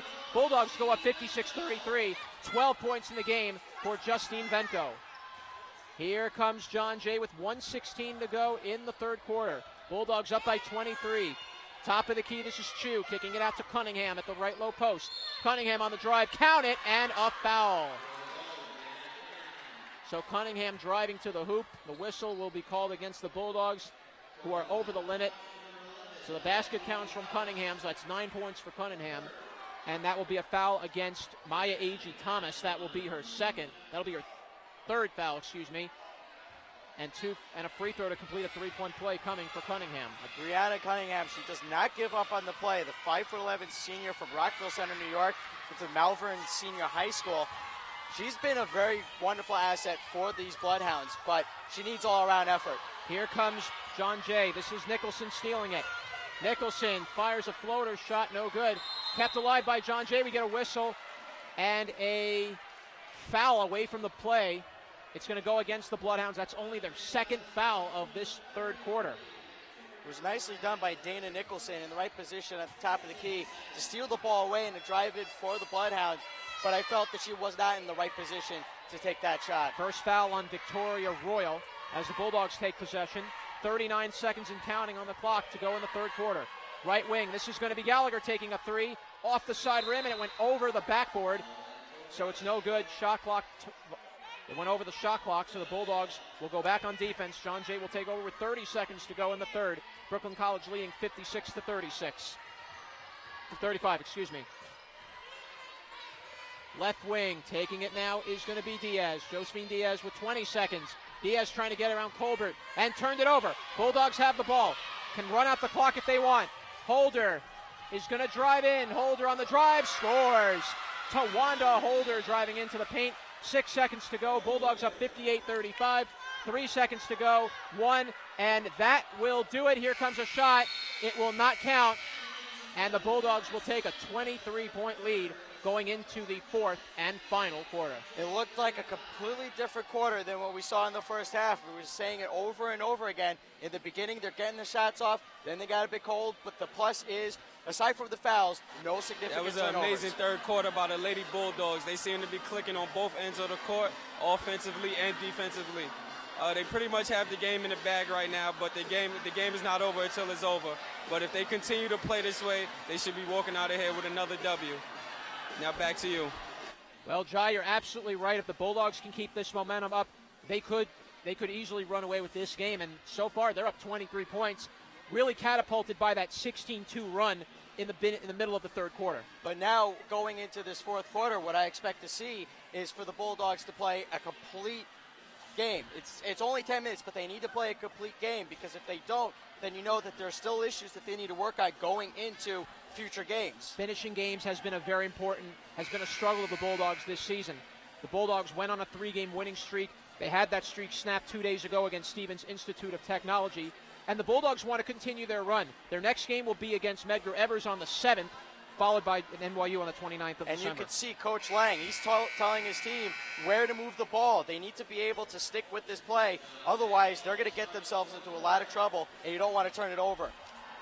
As we're going to get the stats now for that third quarter, as of right now, the Bulldogs are shooting 23 of 57 from the field, just over 40%, 8 of 23 from the three-point line. The struggle, though, has been free throws, 4 out of 10, but the Bulldogs have 42 rebounds. John Jay will take possession as we start the fourth and final quarter. We get a whistle and a traveling violation against Brianna Cunningham, so an early turnover by John Jay just 3 seconds in. Bulldogs will take possession. 9:57 to go in the fourth. Here comes Gallagher crossing half court. Gallagher flipping it to the left wing for Colbert. Colbert.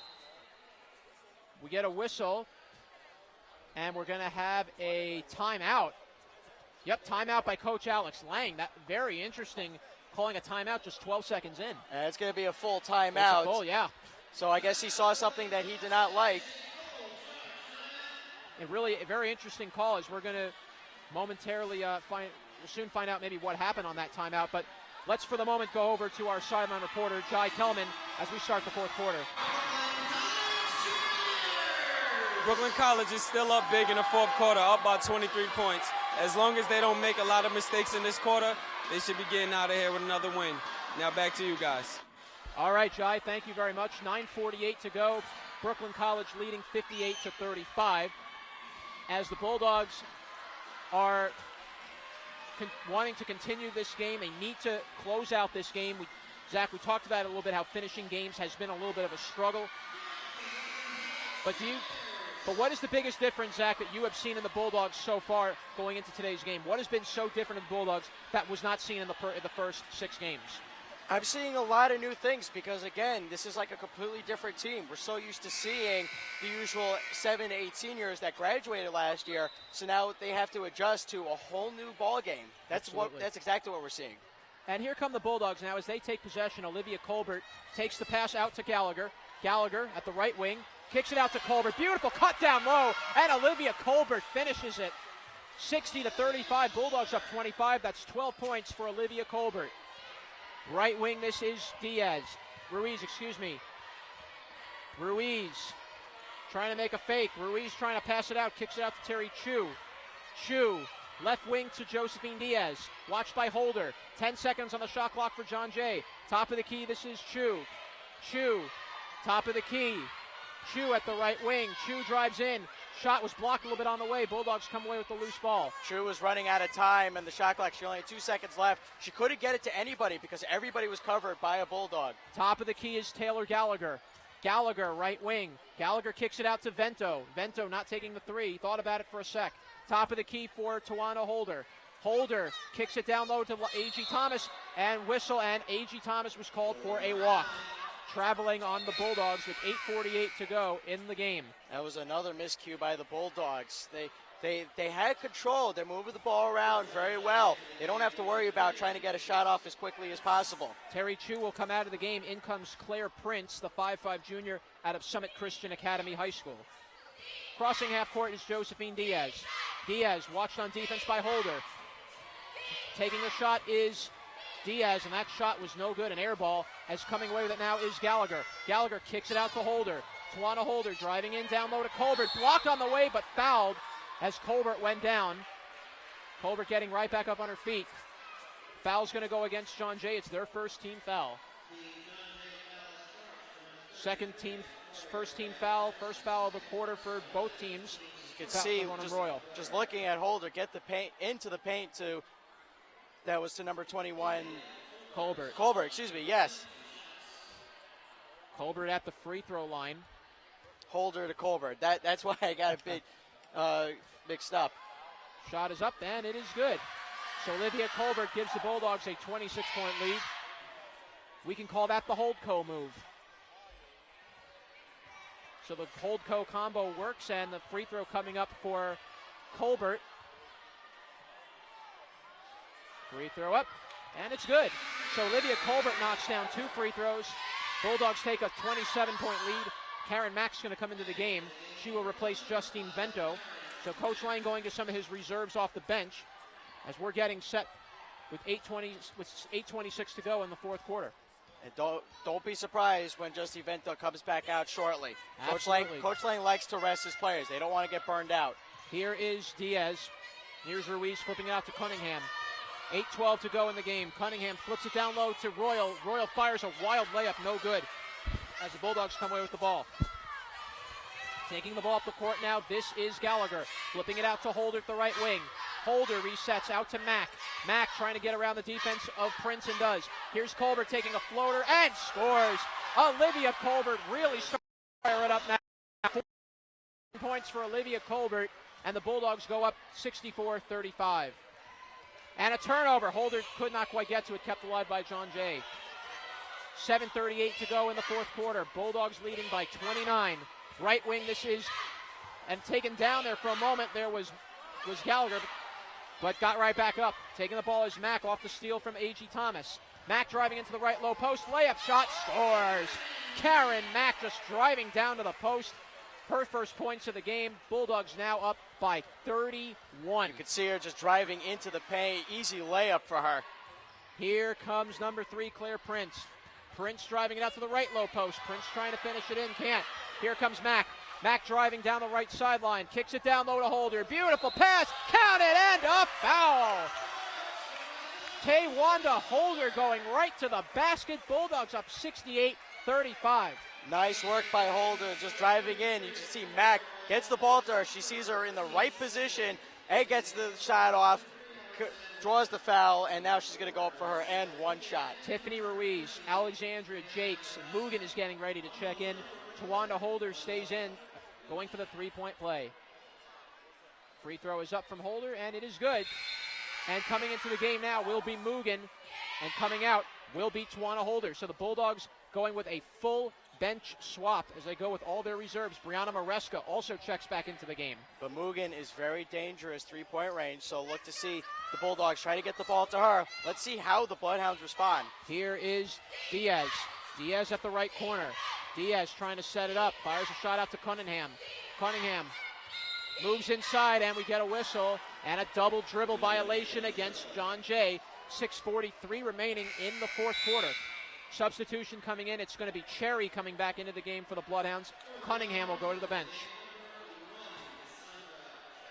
So Coach Molly Ann Light doing a lot of subbing around, getting her scores in and out of the game. And Mack will come in, taking the ball past half court. 6:35 to go in the fourth quarter. Top of the key, this is Tiffany Ruiz. She takes a jumper, shot off the side of the rim, no good. And it's taken by John Jay. Bringing it up the court is Diaz. Diaz top of the key, left wing. Kicks it out to Cherry. Cherry on the drive, shot no good. Bulldogs coming away with the loose ball, but can't. And bringing it back in was Royal. Shot was no good, but a foul on the play. You see, both teams are not giving up. It's definitely one-sided, but the Bloodhounds, they're still trying to move the ball around and trying to get the shots off. Since the first quarter, Zach, the Bloodhounds have had a lot of trouble penetrating the paint. The Bulldogs did a great adjustment shutting down the interior and are forcing John Jay to throw up bad shots. But don't count John Jay out. You can see they're still getting, Not at all. Still getting good quality shots off. Yeah. But the Bulldogs otherwise have done a very good job defensively and have gotten some timely baskets on the offensive side and are leading by 34. Second free throw coming for Royal is up, and Royal misses a pair, and rebounding it is Jakes. Jakes will kick it out to Mack. Mack will cross half court. Mack at the top of the key, fires it out to the right wing for Mugen. Mugen out to Mack. As Mack will take some time off the clock, resetting the offense. 4 minutes gone by in the fourth quarter. Bulldogs leading by 34. Here's a three attempt by Gallagher. Shot is up, no good. That was Brianna Maresca with a three, no good. Excuse me.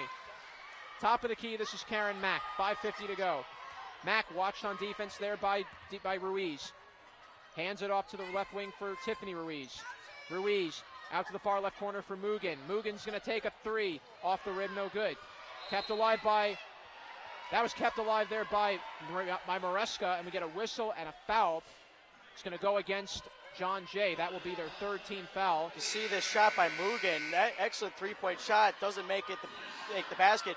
But then there was that fight between number 3, Claire Prince, and number 20, Brianna Maresca of the Bulldogs. Prince got called for the foul. That's going to be her first. John Jay and their third team foul, putting them 2 away from being in the penalty. Flipping it out to the right wing, this is going to be Maresca. Top of the key for Mugen. Mugen kicks it out to the right for Mack. Mack resetting the offense. Mack watched defensively there by Nicholson, who checked into the game. Mack coming into the right low post. Mack with a little jump floater, shot no good. Rebound taken there by Royal, and out goes now to Diaz. Diaz with 5:15 to go in the game. Top of the key is Diaz, kicking it out to the right wing. This is going to be taken down low. We get a whistle and a travel violation. And another turnover by the Bloodhounds. 5:10 to go. Yeah, Ruiz, she found herself in a bad position, saw that she was going in by herself, and all of a sudden the Bulldogs just triple teamed her, collapsed on her, and that's when she ended up taking the extra steps. Inbounding it is Mack, driving in, shot, and scores. Karen Mack just driving into the paint, and the Bulldogs cracked the 70-point mark, 71-35, with 4:49 to go. See Mack getting in the right position to drive in to get the layup. Here's a shot by John Jay. Shot is no good. We get a whistle and a foul. That'll be the second team foul on the Bulldogs. It's going against, I believe, Mugen. And the foul's going to be... Oh, it's going to be on Alexandra Jakes. So that'll be her third foul. With a 71-35 lead. That's the second team foul for the Bulldogs. Free throw coming up, and it is good from Royal. We're going to have a substitution. Back into the game now comes Chu, replacing Ruiz. And Tiffany Ruiz and Jakes come out, and Emma Summers comes back in. We're also seeing a new substitution for the Bulldogs. Number 1, Gretchen Villa. So Gretchen Villa making her first appearance in this game. Shot is up and good from Royal. Gretchen Villa is a dual athlete, is also a great track runner. She comes out from the cross-country women's team. As the Bulldogs take over with 4:23 to go, 71-37. Summers at the top of the key. Directs it to the left wing for Mack. Mack with 15 seconds. Mack, and she is whistled for an illegal dribble. So the Bulldogs turn it over as Coach Lang is going to have a talk with Mack on the sidelines. And meanwhile, John Jay takes over with 4:26 to go in the fourth. Crossing the half-court line, this is going to be Diaz. Diaz watched by Mack. Diaz, top of the key. Diaz moves inside the paint. Diaz kicks it out to the left wing. Here's Chu for three. Shot off the side rim, no good. Taken away by Royal, kept alive. Here's going to be a three for Nicholson. She fires up a shot, no good. And the Bulldogs come away with the rebound. This is taken by Mack. Mack crossing half court. Mack resets, fires it inside. Oh, try to pass it inside there and finished at the end by Gretchen Villa. That was a nice hook shot. First shot was definitely not enough force, but then she's able to get it back and decide, you know what, I'm going to go with the left side. So Gretchen Villa finishes the shot. Bulldogs up 73-37. And here is Cherry. Cherry back out to Nicholson. Out it goes to Diaz, watched by Mack. 5 seconds on the shot clock for the Bloodhounds. Here's a three off the side of the rim, no good from Diaz, but a rebound. John Jay got the offensive rebound. Royal gets it back, shot up, no good, but a foul is called against Brooklyn with 3:21 remaining. That's their 13th foul. You know, in the last two possessions for the Bloodhounds, you see they're going for the three-point shots because they know that they're down 73-37, so they're trying to get as many points as possible, but then as soon as you have to play in the paint just now, then they're trying to get those quick two-point baskets. Timeout by Coach Alex Lang with 3:21. It's a full charge timeout as the Bulldogs take a 73-37 lead as we're in the final stretch of the fourth quarter. And the Bulldogs really came out with a lot of energy in this second half. They came out on that big 16-2 run in the third quarter, and the Bulldogs have not looked back since. And there's going to be more energy coming here at the West Quad because immediately following this game, it's going to be the men's that get to take on the John Jay Bloodhounds. Men's Bulldogs coming in undefeated, 7-0. And they're ranked nationally, too. Yeah, that's an incredible thing in itself. The men's Bulldogs really have come a long way, and we will talk more about the men's Bulldogs immediately following this game with the women's Bulldogs. The women's Bulldogs will play their next game on December 7th against Medgar Evers College. They will then travel out to the Apex and take on Lehman College on December 11th. And finally, the women will play their last game of 2016 right here at the Quad against another nationally ranked opponent, NYU. Those are going to be exciting games. And for our fans listening at home, you can catch all the action on our sister station, WBCR Radio, your home for everything Brooklyn. You are watching You're watching the Bulldogs, this CUNYAC matchup on BCTV, your home for everything Brooklyn. And the Bulldogs with 3:21 will come back on the court. 2 free throws are coming up for Victoria Royal as the Bulldogs are looking to close out this game and go for their 5th win of the season. Free throw is up, and it is no good. Free throws have also hurt the Bloodhounds as well. Just haven't been able to get any shots when really they needed them. Yeah, that's just been the major struggle for these Bloodhounds this entire second half. Second free throw is no good. Cherry, though, got the loose ball. Shot no good. Kept alive by Royal. Fires up a floater and scores.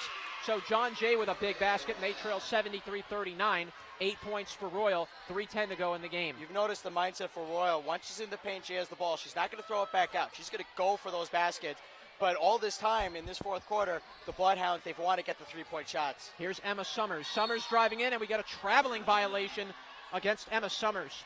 You can see both Summers and number 33, Victoria Royal, both trying to draw a foul, but the officials deemed it was a travel instead. Bringing it back up is John Jay. This is going to be Diaz, kicking it out to number 12, Terry Chu. Chu out to the left wing for Cherry. Cherry, good double team there by Brianna Maresca and by Summers. Here's Cherry, watched by Mugen. Driving inside, Cherry inside on the drive and scores. Beautiful put back by Cherry. Bulldogs leading 73-41. Here comes Karen Mack. 2.5 minutes to go in the game. Mack at the left wing. Mack kicks it out to the far left corner for Summers. Top of the key, it goes to Maresca. Maresca to the right wing for Mugen. Mugen out to the left wing for Summers. Summers, top of the key, out to Mack at the right wing. 12 seconds on the shot clock. We get a whistle. And we get a... Coach Lang is very upset about whatever was called. It's a foul on the Bulldogs. Remember, despite what the score is, we know Coach Lang wants his team to play a complete game. So even if it's only 2 minutes to go, like what we have here, if he sees any mistakes, he's going to treat it as if it's the beginning of the game and they're only down by 2. I think Mack might have been called for an illegal screen. So with 2 minutes to go, Bulldogs leading 73-41.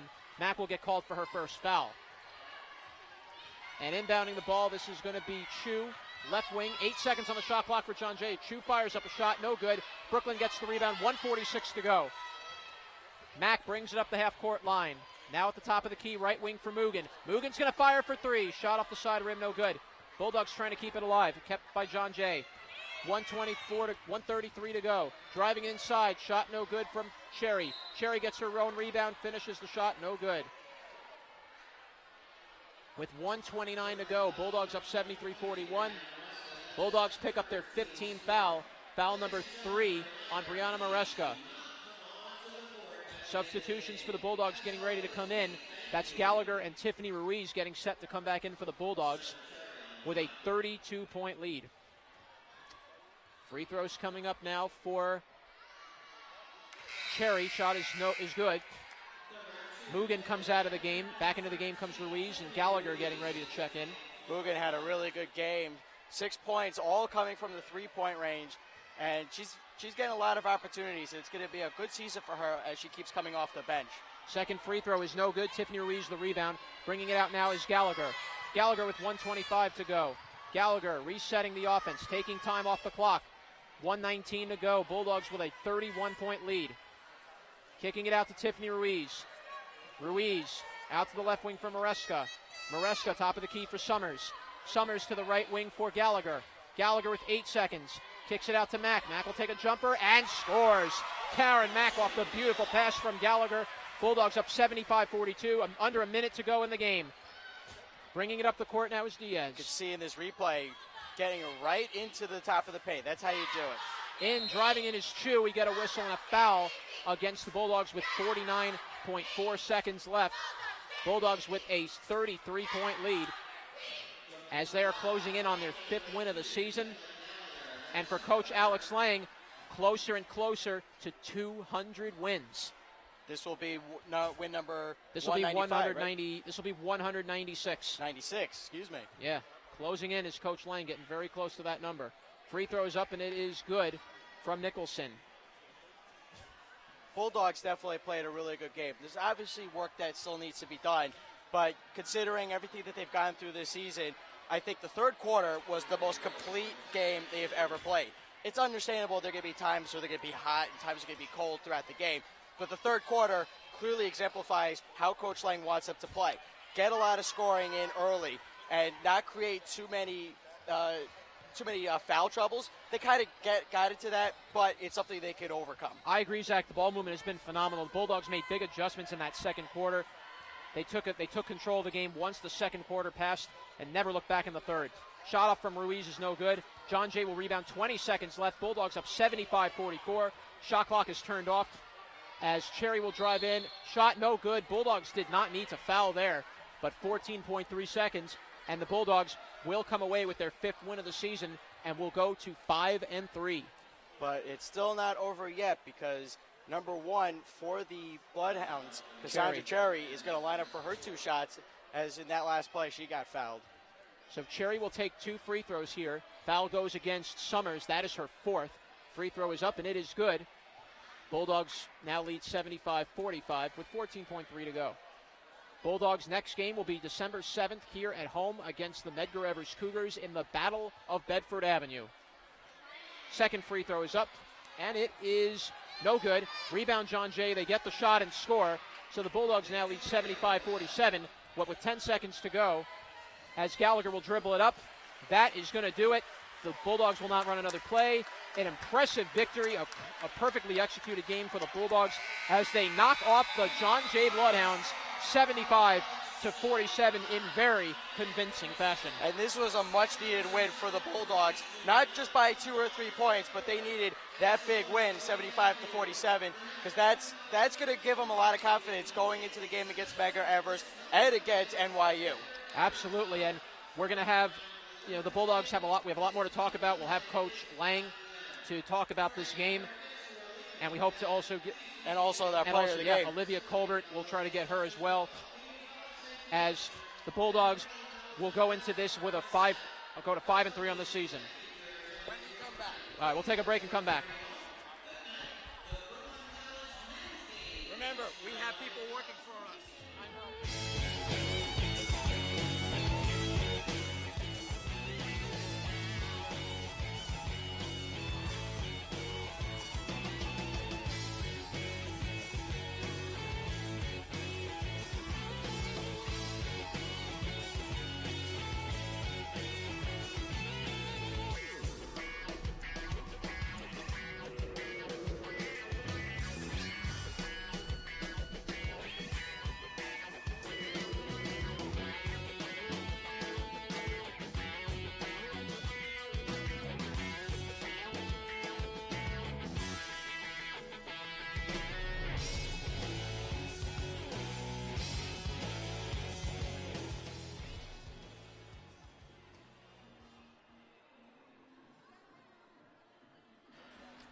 Welcome back to the West Quad Center. I'm here with Brooklyn College Bulldog Olivia Colbert.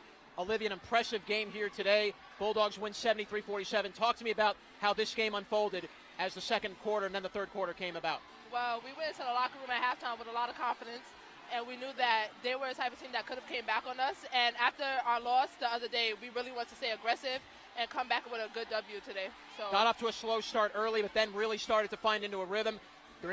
Alexandra Mugen had some big baskets during the game, and Justine Vento with a few clutch threes. Talk to me about how you've enjoyed playing with these new players under Coach Alex Lang. Oh, I love playing with them. It's such an adrenaline rush when you could look to your wing and have a knockdown, and then everyone, it's just like it catches fire. So it's almost like once we see our players like Justine knocking down threes with confidence, it just gets everyone else in an uproar and kicks our defense off. So it's great.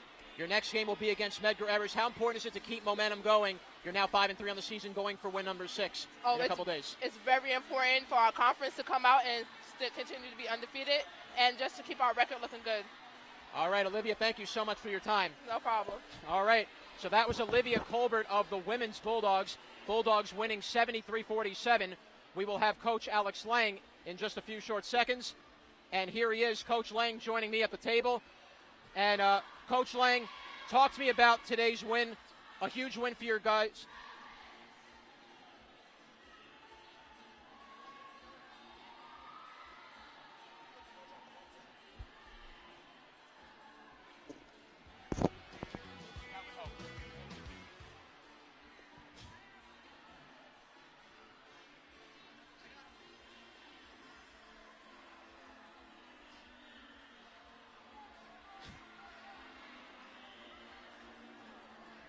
I'm here with head coach Alex Lang. Coach Lang, an impressive victory here today, 73-47.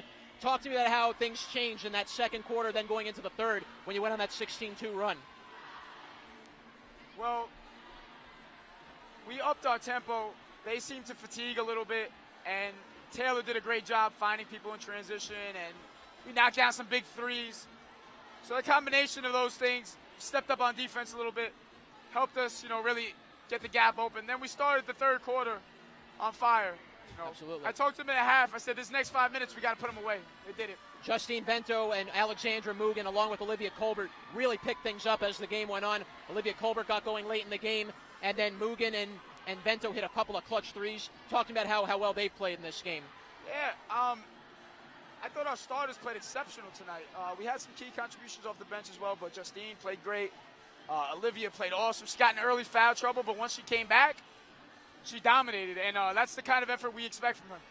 Talk to me, Coach, as you guys are playing under this new NCAA rule with 4 quarters, how do you feel the team has adjusted to the new format for the NCAA? It's not much of an adjustment. The one thing I don't like about it is that sometimes when the other team has the last possession of the quarter, because of the alternate possession, they get the first possession of the second quarter. But so sometimes they get back-to-back possessions. It's a little frustrating. But other than that, there's not much to adjust to. I mean, it's basically the same amount of time, 40 minutes anyway. So your next game is against Medgar Evers College. You're going for your 6th win of the year. Talk to me about how important it is to keep momentum going throughout the course of this season. Yeah, definitely. It's another conference game. Medgar Evers is much improved this year. So we're going to have to play well. We'll be at home. Hopefully we'll get a nice effort like tonight. All right, Coach Lang, thank you so much for your time. Thanks, John. All right. So once again, your final score, the Brooklyn College Bulldogs win 73-37. And Zach, we bring you back on the mic, and what an impressive victory this was for the Bulldogs, and you got to love how they finished. Coach Lang said it very well. He loved how the team finished out the game. Yeah, absolutely. It was just an all-around good play for the Bulldogs, and that's exactly what they wanted. You could tell he's really happy, but you also know that they have a lot of work to do. Absolutely. But for the women's Bulldogs, they go to 5-3. Your final score, the Bulldogs win 73-37. And we definitely have a lot of replays that we want to take a look at. A lot of highlight plays for the Bulldogs in that second half. I want to see it right now. Oh, here it's we are. Exciting. Look at it. Here we go. Look at this move by Holder. Holder right into the paint.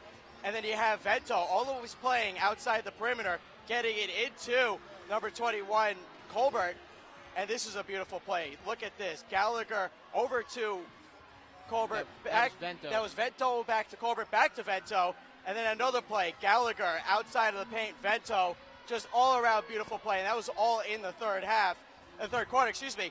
But now John Jay, you see number 11, Shiel Ruiz try to get in, and she's able to get a good basket in the paint. Again, Ruiz, she had a lot of plays for these Bloodhounds. She was essentially carrying the team, and as well as Josephine Diaz. And Brianna Cunningham was kind of like, she was missing in action, which is a big, huge surprise for all of us. Yeah. Cherry with that last shot. So all around, wonderful effort by the Bulldogs and the Bloodhounds as well. All right. As the Bulldogs continue their play, Medgar Evers will be their next opponent a few days from now. What do they need to do to win against Medgar Evers? They just need to continue what they're doing. Absolutely. All right, once again, final score, Bulldogs win 75-47. Stay tuned, fans, for the second half of our doubleheader. The men's Bulldogs will take on the John Jay Bloodhounds here at the West Quad Center. And we'll be back with the start of the men's game after this. You're watching BC TV, your home for everything Brooklyn.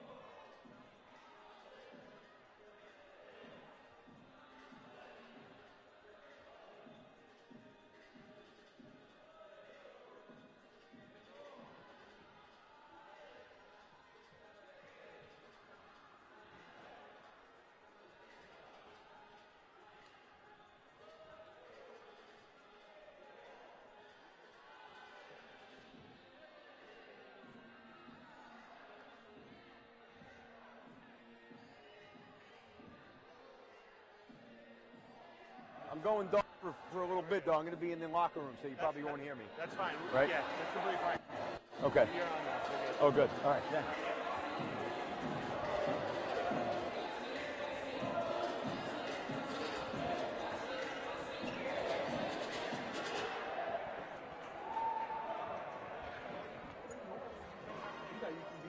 I would. Good luck today, coach. Thanks, Ken.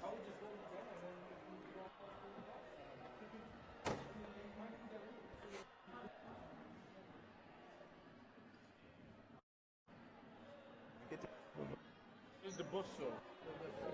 Oh, sorry.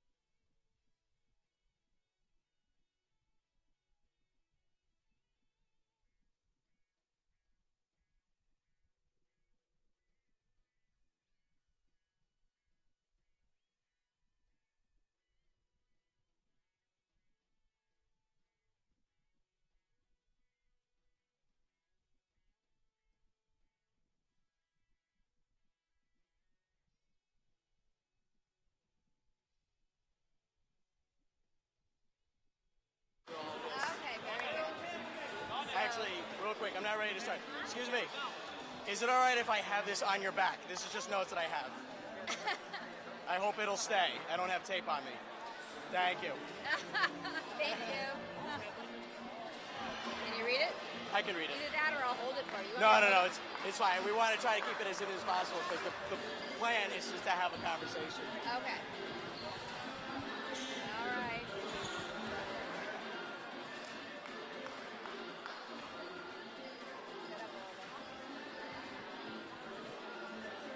That was a good women's game. That was a lot of fun. Yeah. They needed that win, but now the men's are nationally ranked. I'm excited to see this.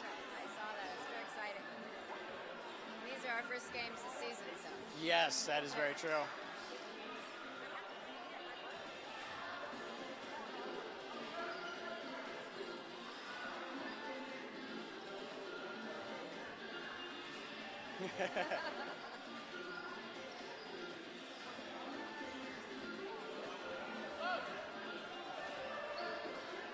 Good evening, Zach Bunnick here for BCTV, and it is an honor and a pleasure to be interviewing the president of Brooklyn College, Miss Karen Gold.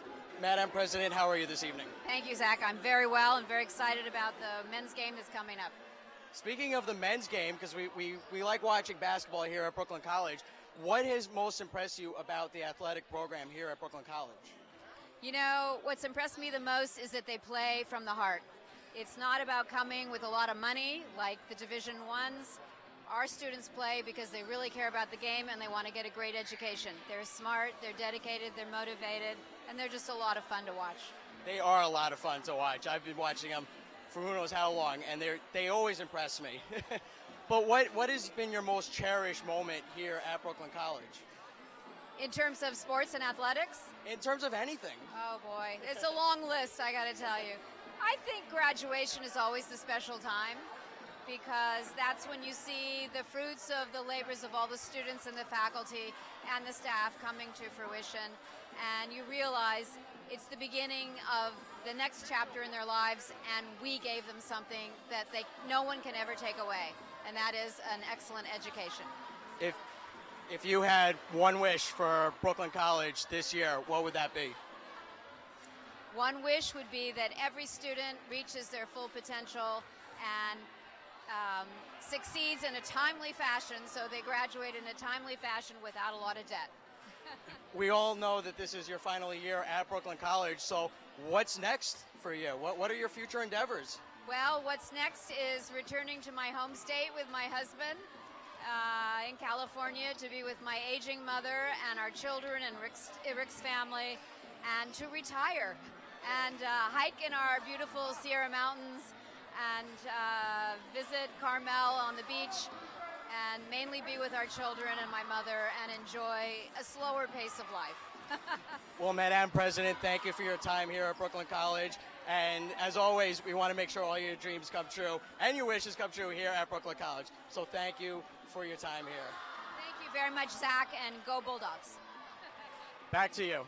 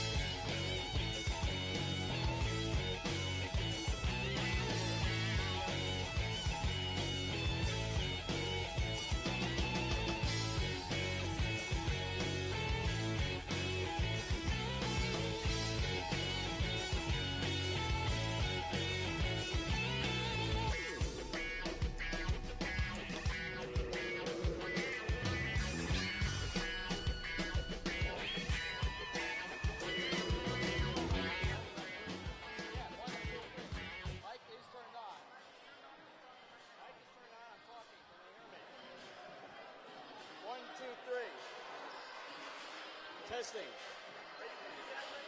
Can they hear me?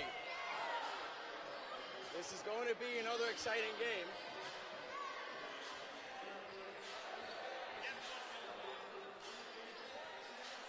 Can they still hear me? Did they ever hear me? Am I mic? You're ready. Came on their own one. Yeah, mic 1, I'm turned on. Can they hear me at all? This is where my...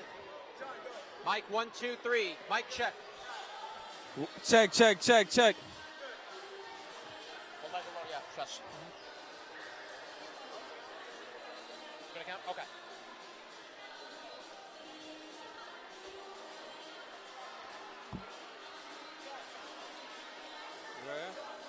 Oh. Okay, there's good. Mic check, 1, 2, 3. Mic check. Okay.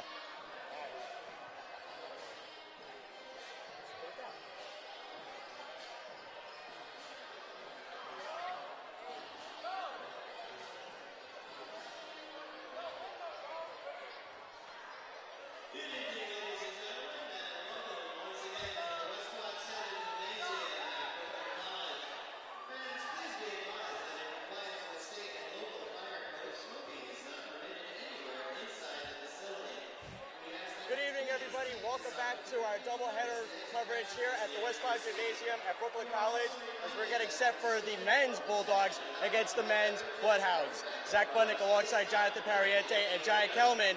And John, I want to start with you first because the Bulldogs started the season off 7-0 and they are nationally ranked. Absolutely, Zach. You got to love the run the men's Bulldogs have been on since the start, scoring 90 points per game, giving up only 74 a game. This has been a dynamically led offense with Exxon and Edon Jambalaj leading the way, and Coach McCallum has just done a tremendous job with this young team. Jai, I know you got an opportunity to play with this team last year. How has this team flourished under Coach McAuliffe? Well, pretty much just playing up-tempo, give everybody a chance to excel at what they do best. Like to the ball and push up the ball so we can have a lot of space on the court so everybody can play to their highest capability. Now, the John Jay Bloodhounds are on the other side of the spectrum.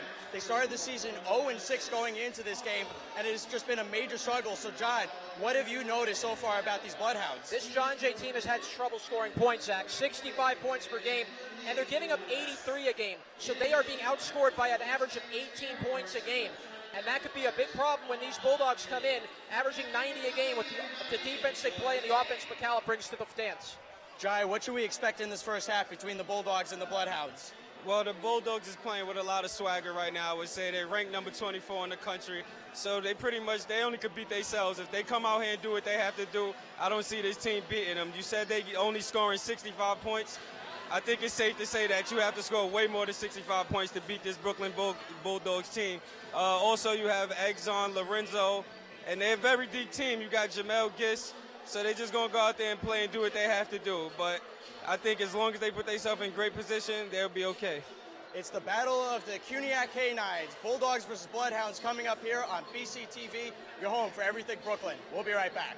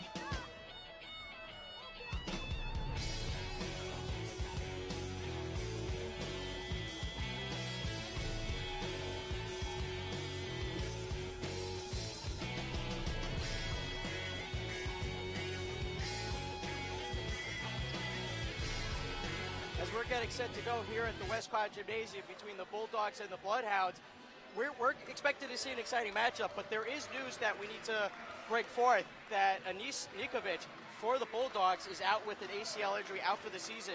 John, how does this affect the team in the long run? It's a very tough loss because Nikovic is a 6'9" giant. He was your big center. The Bulldogs are now going to have to find ways to find that new center that can hold this offense together. My guess would be Justin Staten, who is 6'6" out of Freeport High School. He's a very capable backup to play that center position, or you may have to utilize other 6'5" on your bench. There's another new rule change for the men's, as we're going to see. Coaches are not allowed to call a timeout during play. It's the players on the court that have to call this timeout. This is going to be a very big change, and I think a big adjustment, but I think the men's Bulldogs have shown the leadership and capabilities that can be done. They have a very deep team, a veteran team, and if you give this Bulldogs team any time, they can go right at you. As we're getting set to go here at the Westcott Gymnasium, final thoughts. What are you expecting to see in the first half? I'm expecting to see the men's Bulldogs get off to that early start, get off to the start that they've been getting off to in the first halves of every game they've played thus far. They averaged 40 to 50 points a game in the first half. That's what they need to do to continue. Put pressure on John Jay. And that's what we're going to see as we're getting set for the starting lineups. Let's turn it over to public address announcer Alan Zarrow.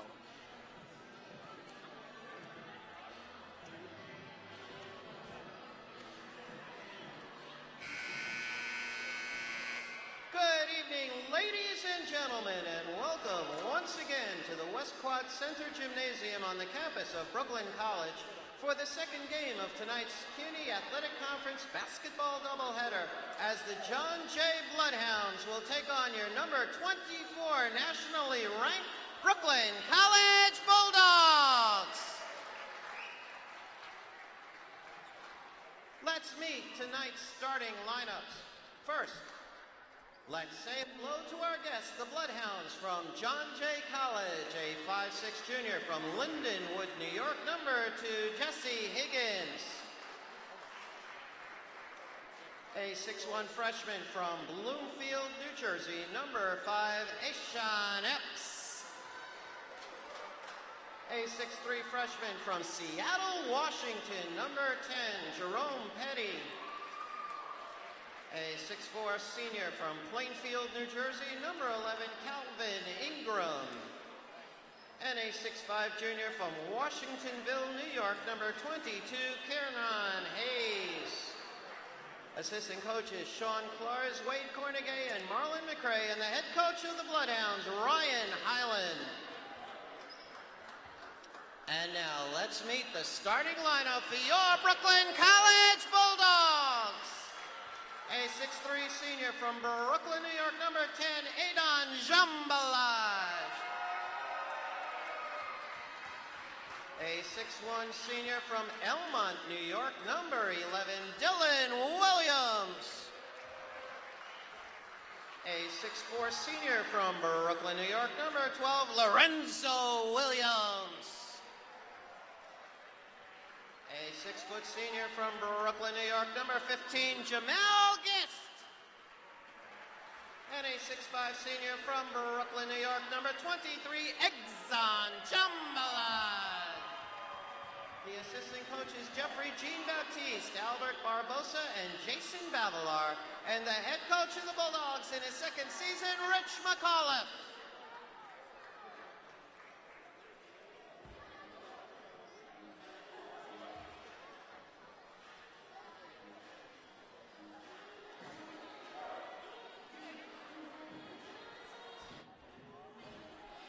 As we're getting set to go here at the Westquad Gymnasium, there you have it, folks, the starting lineup for both teams.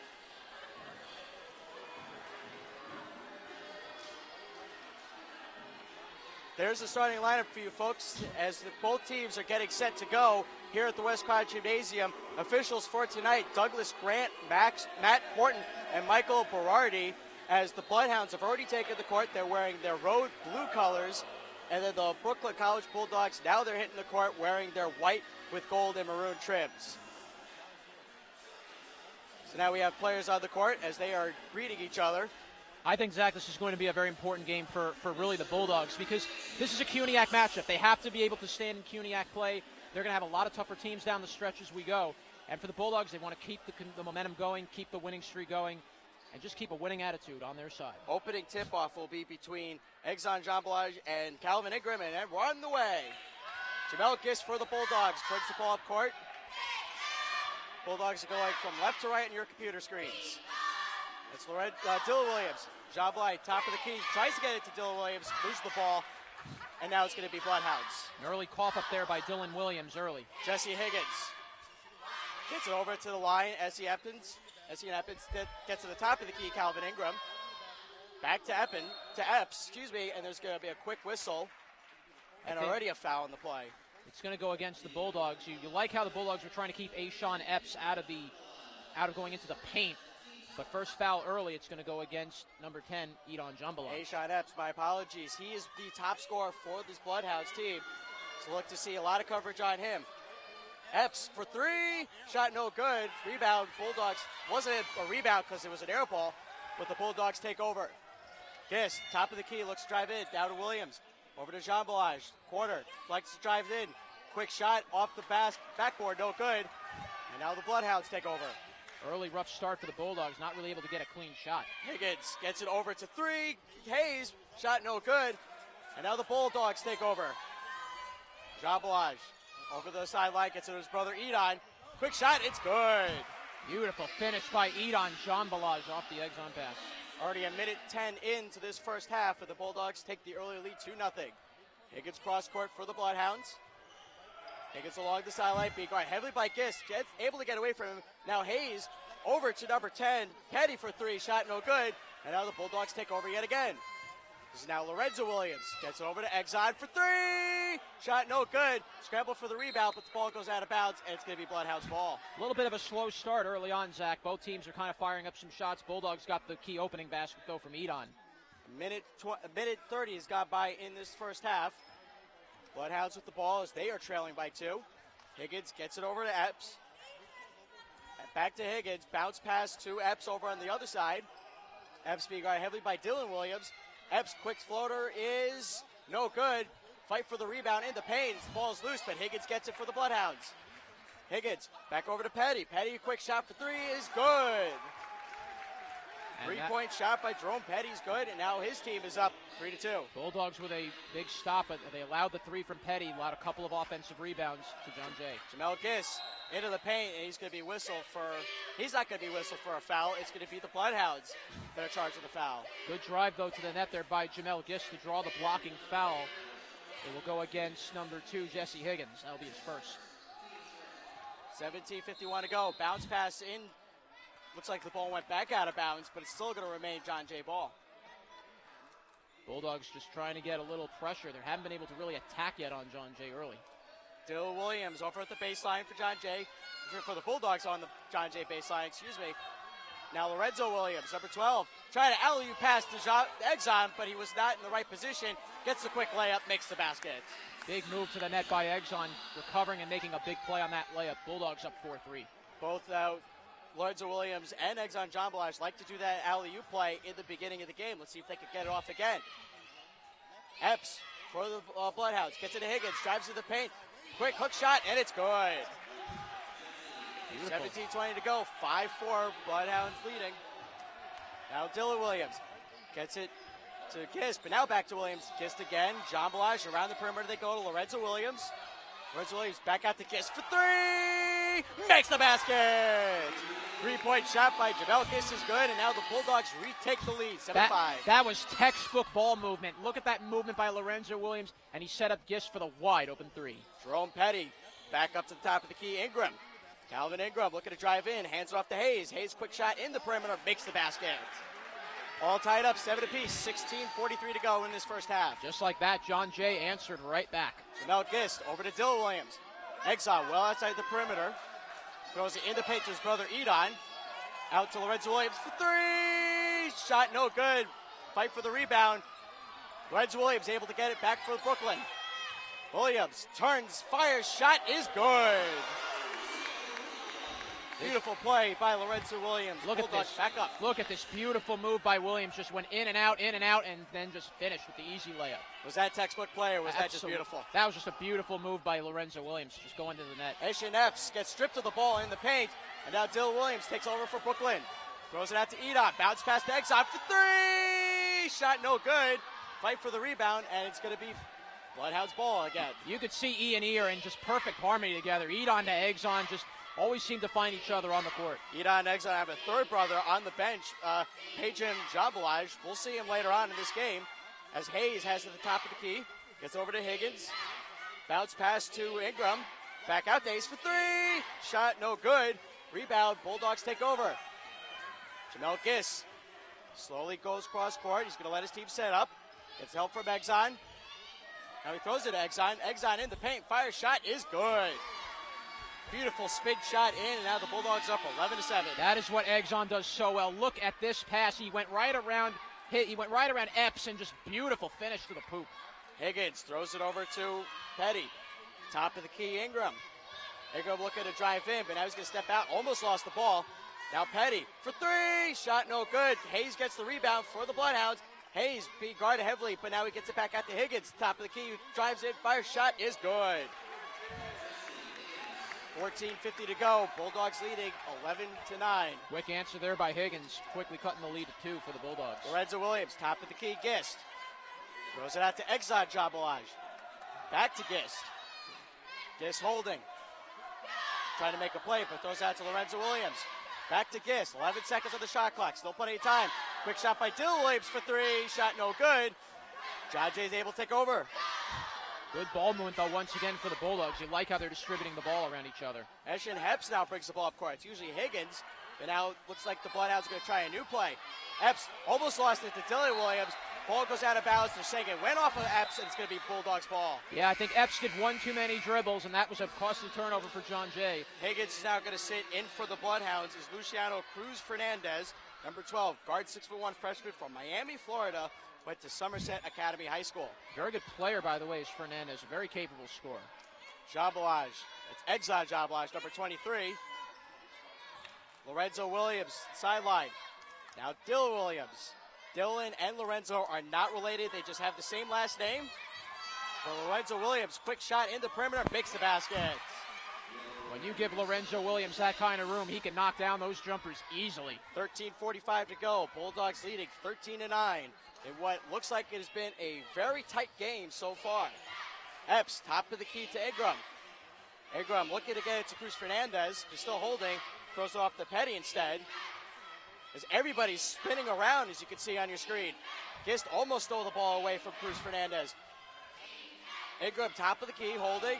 5 seconds on the shot clock. He's going to have to make a play. Cruz Fernandez, 2-1. Shot clock violation. That's going to be Bulldogs' ball. That was a great defensive sequence by the Bulldogs. They just did not give John Jay a shot. They were constantly rotating the same way John Jay did. Jamel Gist pushes up court for the Bulldogs. Looking to drive in. Quick shot, makes the basket. 15-9, Bulldogs leading. We'll see some substitutions shortly as play resumes. Epps for the Bloodhounds. Epps moves up. He's being guarded heavily by Dylan Williams. Can't get near the perimeter at all. Now he's looking to drive in. Backs away. Nice work by Dylan Williams to keep him outside, but Petty now holds it. Being guarded by Jabalaj. Petty for three. Shot no good. Dylan Williams there for the rebound. Now Exxon to Lorenzo Williams. Lorenzo, shot no good, but there's a foul in the play. Just got to love the energy. The Bulldogs just continue to pound and pound and pound. Look at this move by Williams. He drew the foul, went right in there. He went right in there on Jerome Petty, and he will go to the free throw line for 2 free throws. Lorenzo Williams going up for his first shot. Shot is good. So now we're going to see the substitutions. John, what do you have for us? Jesse Higgins is coming back in. Jordan Akins checking in, and so is Gino Ware. So going to the bench will be Petty. Going to the bench will be Kieran Hayes. And soon we're going to see Lorenzo Williams sit down and Nicholas Grasso will come in. But the shot is no good, so play will resume. As now number 1, Jordan Aiken is going to push up court for the Bloodhounds. 12:30 to go, 16-9. Bulldogs leading it here at the West Quad Gymnasium. Aiken at the top of the key, being guarded by Dylan Williams. Trying to get away from him, he does.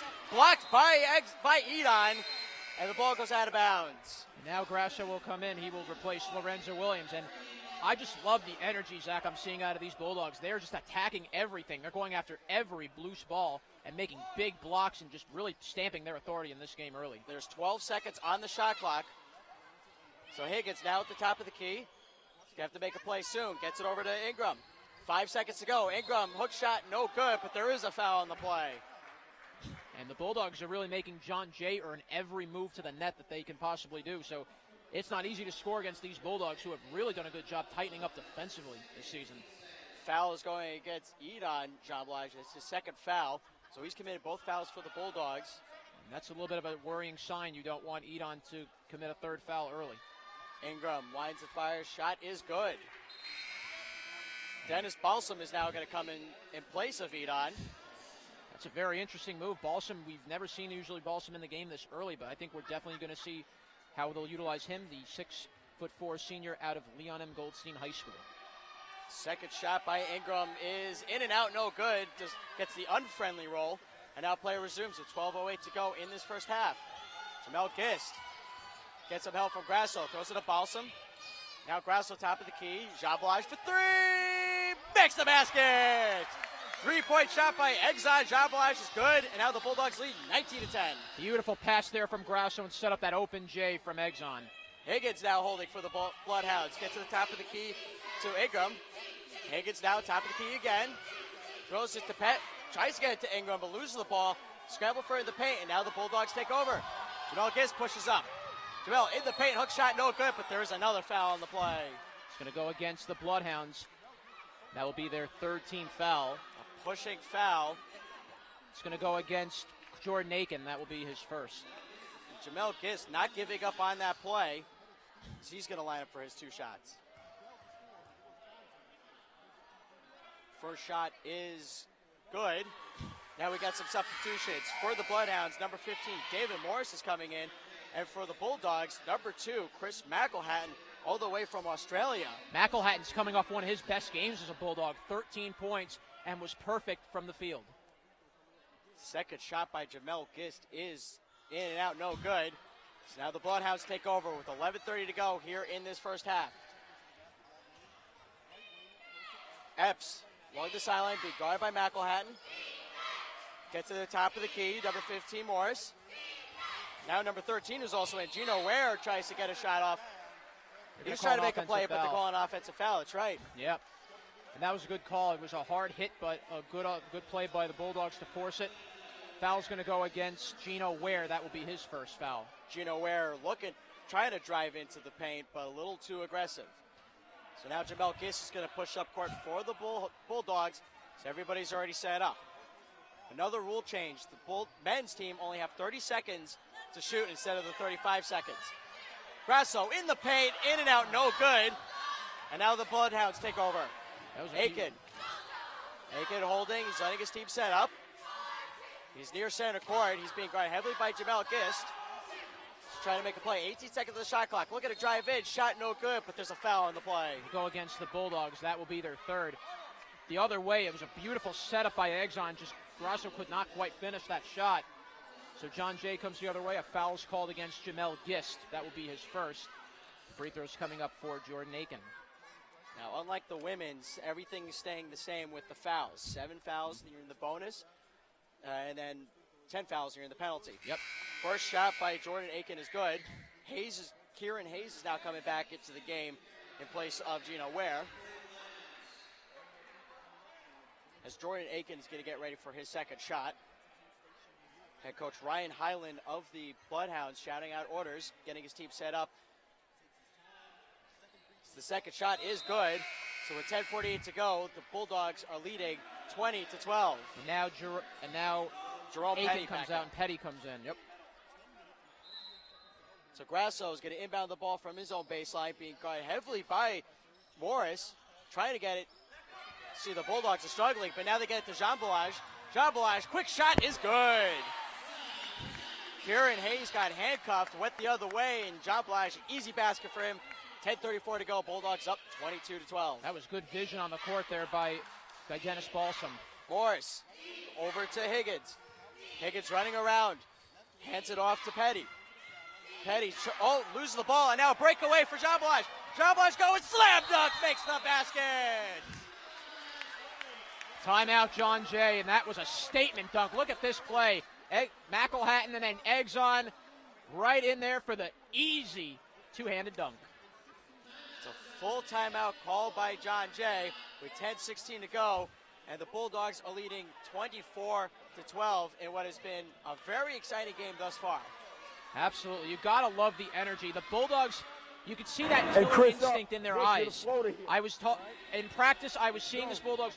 You're going to match, but the weak side match, okay? You're in a weak side match. So I want you taking anything strong ball, all right?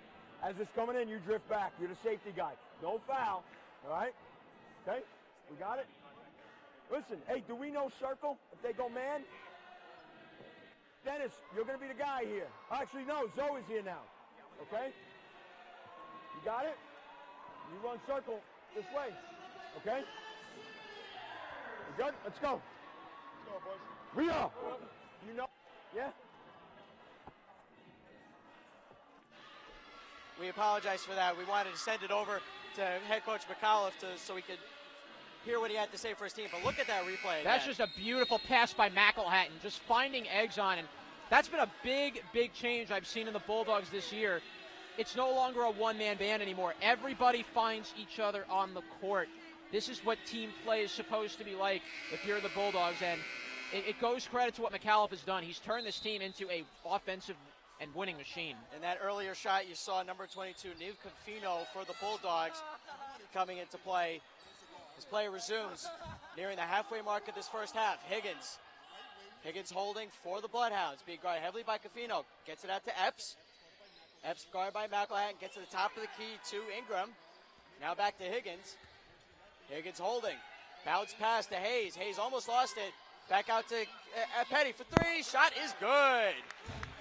3-point shot by Jerome Petty's good, but now the Bulldogs are leading 24-15.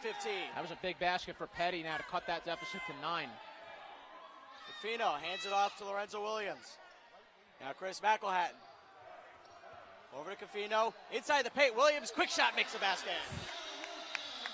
You just love the quick ball movement, finding each other, and Williams just cut right down low to the left post and scored an easy layup. Higgins gets over to Petty. Throws it to the corner, Epps. Higgins, top of the key, looking to drive in, but hands it back to Epps. Epps, quick shot, top of the paint is good. Epps just went right in there with the easy floater. 26-17, Bulldogs leading. 9:04 to go. Grasso, top of the key for the Bulldogs, hands it back to Confino. Grasso again to Lorenzo Williams. Confino, bounce pass, McElhatton over to Grasso. Quick shot, no good. Now Higgins moves up court. Higgins still moving around, still has the ball, hasn't given it up yet. Hands off to Epps. Epps being guarded by Chris McElhatton of the Bulldogs. Epps still holding, he's trying to get his teammates to help him out. 10 seconds on the shot clock. Petty holds it, back to Epps. Epps for three! Shot in and out, no good. Balsam able to get the rebound, almost went out of bounds. But Confino now moves up court for the Bulldogs. Hasn't been really any wasted motion. The Bulldogs just continue to move the ball so fluidly and easily. McElhatton. Offensive foul. Oh. Yeah, they called the offensive foul right away. But they're calling the foul on Nicholas Grasso, so it looked like it was away from the play. Yeah, McElhatton, though, I like how McElhatton went in. He went in hard on that shot, but Grasso got called for the foul away. So now they have the right player. It was a team control foul, yes. So McElhatton picks up the foul. That's the 4th foul on the Bulldogs as a team. And 8:12 to go. 26-17. Bulldogs leading here at the West Quad Gymnasium. Epps throws it to Higgins, being guarded by Confino. Top of the key is Ingram. Epps in the corner, trying to get away from McElhatton. Now he almost got double teamed. Throws it to Hayes, top of the key. Back to Epps, 10 seconds of the shot clock. Epps makes a play in the paint, shot no good. And now Justin Staten, who's in play for the Bulldogs, takes over. Confino drives up court. Throws it to McElhatton, all off the side for three. Shot no good. And now the Bloodhounds take over. Higgins moves up court. Higgins still holding top of the key. Throws it to Petty. Back to Higgins, being guarded by Confino. Gets help from Hayes. Higgins able to get away from Confino. That is Epps for three. Shot no good. Rebound. Ball goes out of bounds off of McElhatton. It's going to remain Bloodhounds ball. Bulldogs making a sub. Dylan Williams will come in. He replaces McElhatton. And number 12, Luciano Cruz Fernandez, comes in place of number 2, Jesse Higgins of the Bloodhounds. Fresh shot clock for the Bloodhounds. Epps, number 5, throws it to Fernandez for 3, makes the basket. 3-point shot by Luciano Cruz Fernandez is good, and this team is trailing 26-20. Bulldogs just kind of fell asleep there on defense, and that allowed Fernandez to get the open 3. Confino hands over to Grasso. Lorenzo Williams throws across court to Dylan Williams. No relation. Confino, top of the key. Now Lorenzo Williams. 8 seconds on the shot clock. You have to make a play quick. Miscommunication as Confino was out of position. Ball goes out of bounds, and it's going to be a Bloodhounds ball. Now the Bulldogs starting to slow down a little bit now. They've been making a couple of turnovers, and John Jay is knocking at the door right now. 6:45 to go in this first half. Bulldogs, they had a big lead. They were up by as many as 12 points, but now their lead has been reduced to 6. You got to give credit to John Jay. They've adapted from the timeout and looking to push the tempo a little bit more. 6:40 to go. For Cruz Fernandez hands it off to Epps. Epps tries to get under the basket, and Travel. he's going to be whistled for a travel. So that will get waved off a travel, and let's see, right there, Epps walked with his feet a little too much and drew that drew extra travel. hop. Lorenzo Williams trying to catch all the Bloodhounds off guard, but he fumbled the ball, so now everybody's back in position. Staten inside the paint, shot no good. Scramble for the rebound. He almost had it, but he loses it. And now the Bloodhounds push up court. Cruz Fernandez. Bounce pass to Hayes. Hayes being guarded heavily by Staten. Quick hook shot, no good. Nick Grasso takes over for the Bulldogs. Excuse me. Grasso moving around, gets over to Lorenzo Williams. Williams holding, now Confino. Confino looking to drive in, now he pushes through. Bounce pass over to Dill Williams, elects not to take the 3-point shot. 15 on the shot clock. Grasso in the paint to Staten. Staten, quick hook shot is good. Beautiful ball movement. Niv Confino made all that possible. Finding Staten down low. 5:38 to go. Bulldogs up 28-20. Hands up. That is now Cruz Fernandez holding. Cruz Fernandez throws it to number 10, Jerome Petty. Cross court to Epps. Epps holding, top of the key. He's being guarded by Confino. He's got 8 seconds on the shot clock. Bounce pass to Petty. Petty, quick shot in the perimeter is no good. Now Lorenzo Williams has the ball. 2-on-1 developing. Epps was able to catch up, but Lorenzo Williams makes the basket. Couple of clutch baskets by the Bulldogs, getting the lead back to 10. Nearing the 5-minute mark of this first half. Epps bounce pass over to Cruz Fernandez. And a quick whistle. They're going to call a foul on Justin Staten of the Bulldogs. Didn't see much contact there. First foul on Staten. Epps will come out of the game, in will come Jesse Higgins. And Exxon Jambalaj is back in for the Bulldogs. Grasso will take a seat.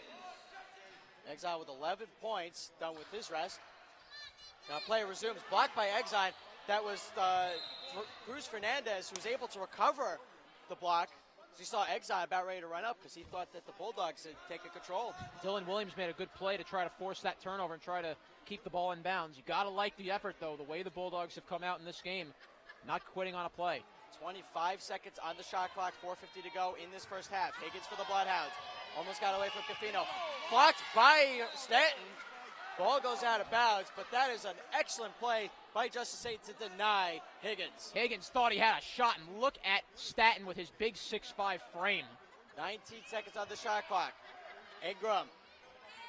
Cruz Fernandez, top of the key for 3. Shot no good. And now Exxon takes over. Exxon Jambalaj pushes up. He's over at the sideline, gets it over to Confino, top of the key. Now Staten inside the perimeter, shot no good. Ball goes out of bounds off of Lorenzo Williams, and it's going to be Bloodhounds ball. Good flow to the game, though, for both these teams. Really coming out at each other, attacking the hoop, good passing. Gonna have a sub. Jamel Gist is going to re-enter the game, and Confino will go to the bench. Coach McAuliffe using his bench quite frequently. We're not used to seeing this. We're used to seeing players like Gist and Exxon stay on the court for very long time. I think this is a good thing, though. McAuliffe likes to keep his guys fresh, and that's an important thing throughout the season. You want to give everybody a shot. You want to give everybody your guys equal opportunities and give them a little rest here and there when you have a chance. That was an illegal dribble called against the Bloodhounds, so it's going to be Bulldogs ball. So substitution takes place. David Morris comes back and play in place of Kieran Hayes of the Bloodhounds. So Exxon, as you see in your screen, is going to inbound the ball in front of his own bench. And now Jamel Giss pushes up court. Giss hands it off to Lorenzo Williams. Now Dylan Williams. Jamel Giss. Lorenzo Williams inside the paint. Shot no good, but there's a foul on the play. Good attacking of the hoop by the Bulldogs, drawing that foul. So 4:04 to go. Lorenzo Williams, his team is up 30-20 as he's going to line up for 2 shots. Foul's going to go against David Morris. That'll be his first. First shot is good. So now we see another substitution.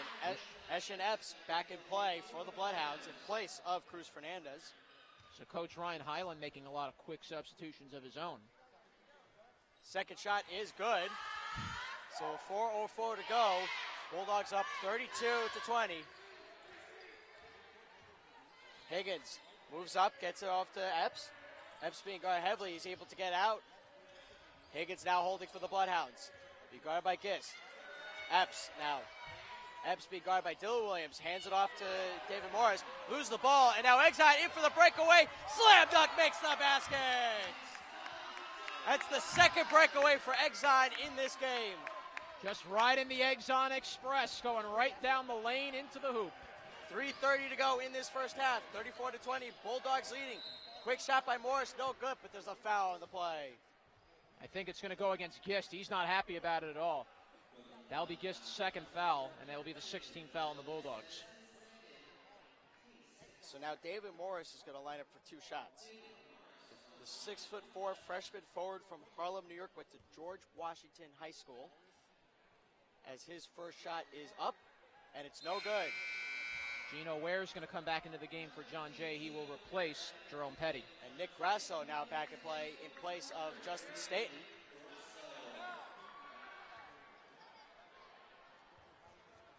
David Morris getting set for his second shot. It's up, and it's in and out, no good. Gets the unfriendly lane roll. violation. We might have had a lane violation. Yeah, that's lane what they're violation. Going against the Bloodhounds, so it's going to be Bulldogs ball. Grasso is going to inbound the ball from his own baseline. He appears to be a bit shaken up, but nonetheless play resumes.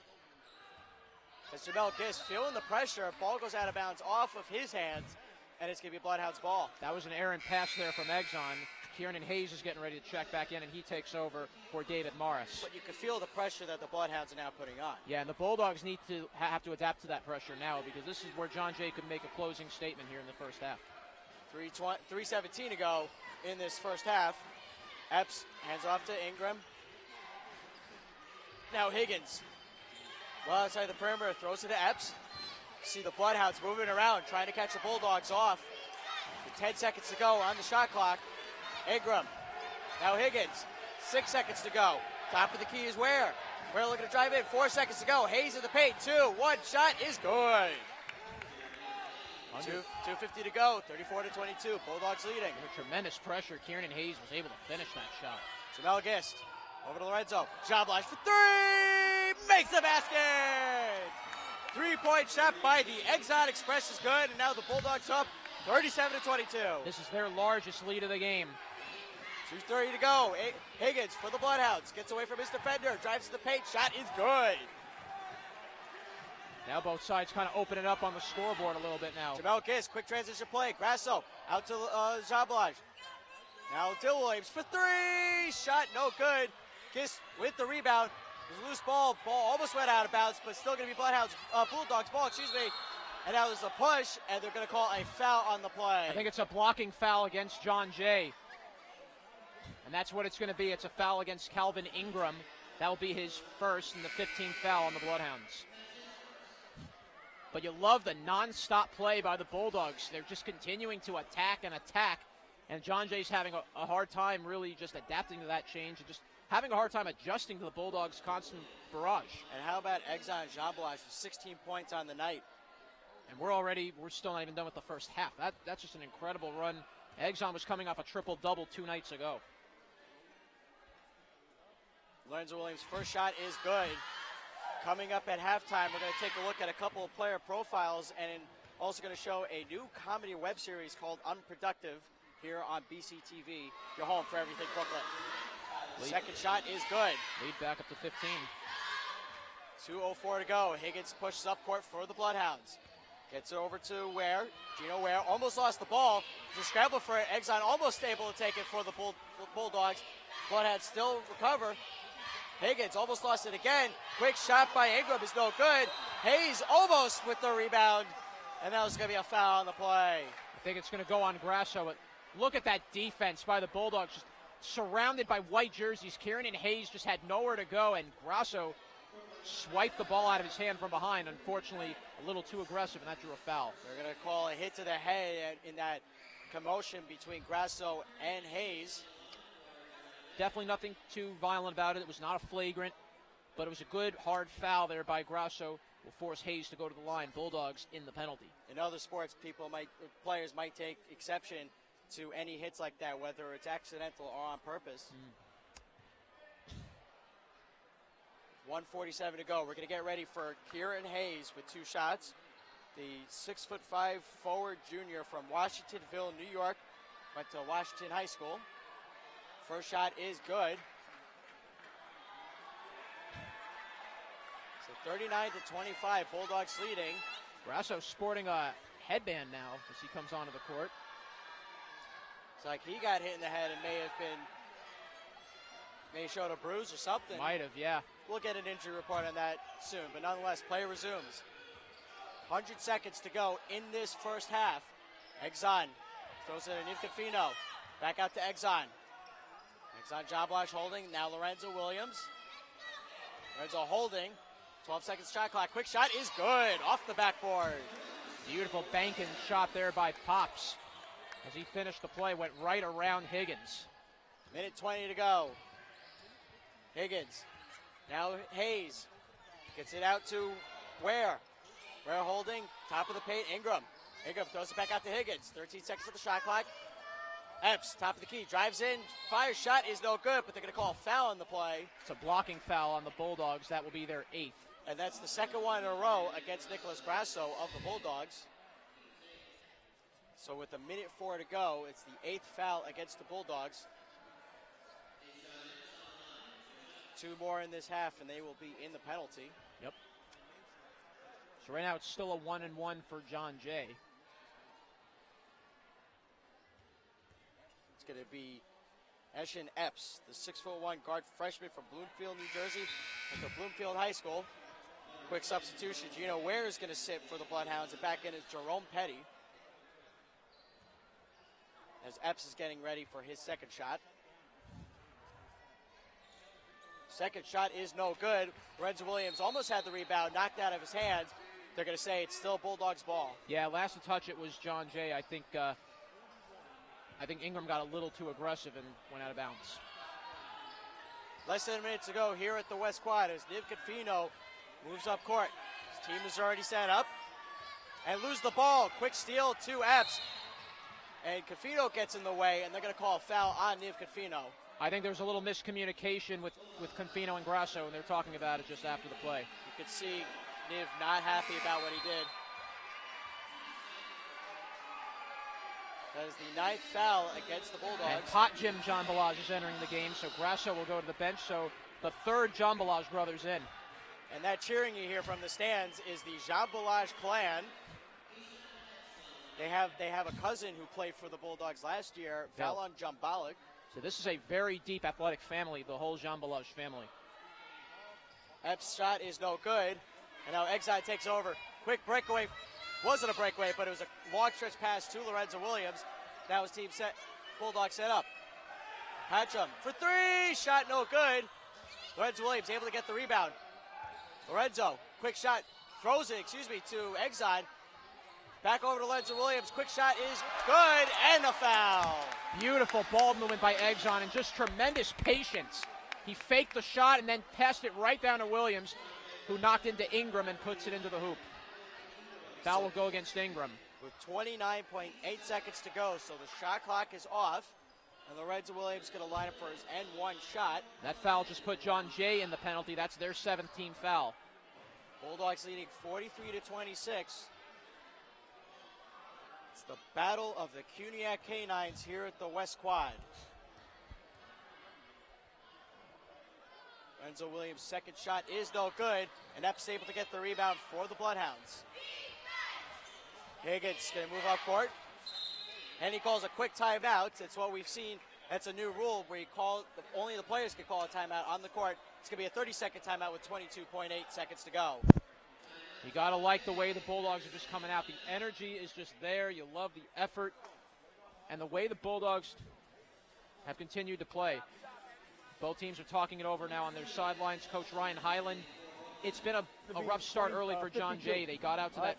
They closed the gap to 6, but the Bulldogs, from that 6-point deficit when it was 26-20, they've answered. Right, 22 will take it as well. Hey, look, show man here. Show man and drop back. Ready? We are. We're also going to hear from the assistant coach of the men's Bulldogs, and we'll have first half stats before the second half begins. Down to the final 22.8 seconds before we go to the second half. Dennis Balsam now in play for the Bulldogs, number 20. As Kieran Hayes for the Bloodhounds going to inbound the ball in front of the scorer's table with 22.8 seconds to go. Shot clock is off, so John Jay can hold for the final shot. Higgins. Well outside the perimeter, but he's moving around, gets away from his defender. So the Bulldogs are playing zone defense. Quick shot by Petty is no good. 10 seconds to go in this first half. Lorenzo Williams holding. So now the Bulldogs can make the last play.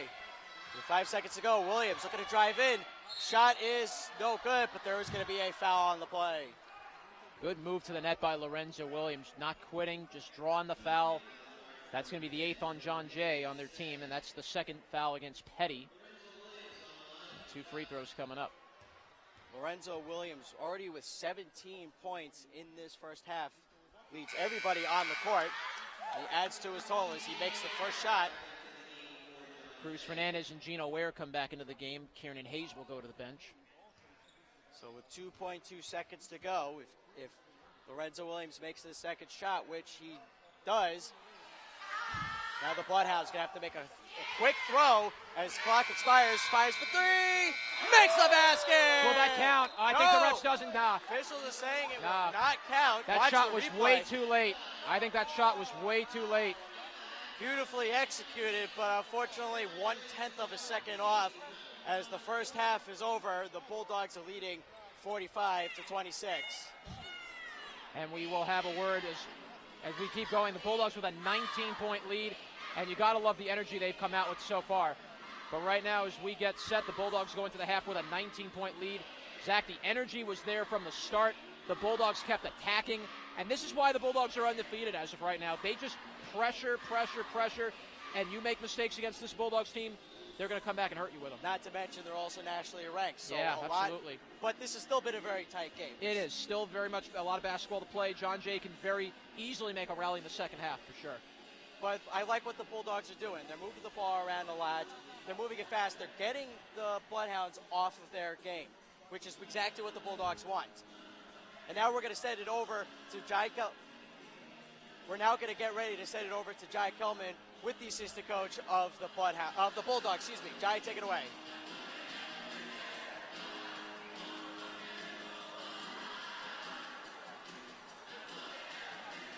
I'm Jai Kelman. I'm here with Coach Barbosa, the assistant coach of the Brooklyn Bulldogs.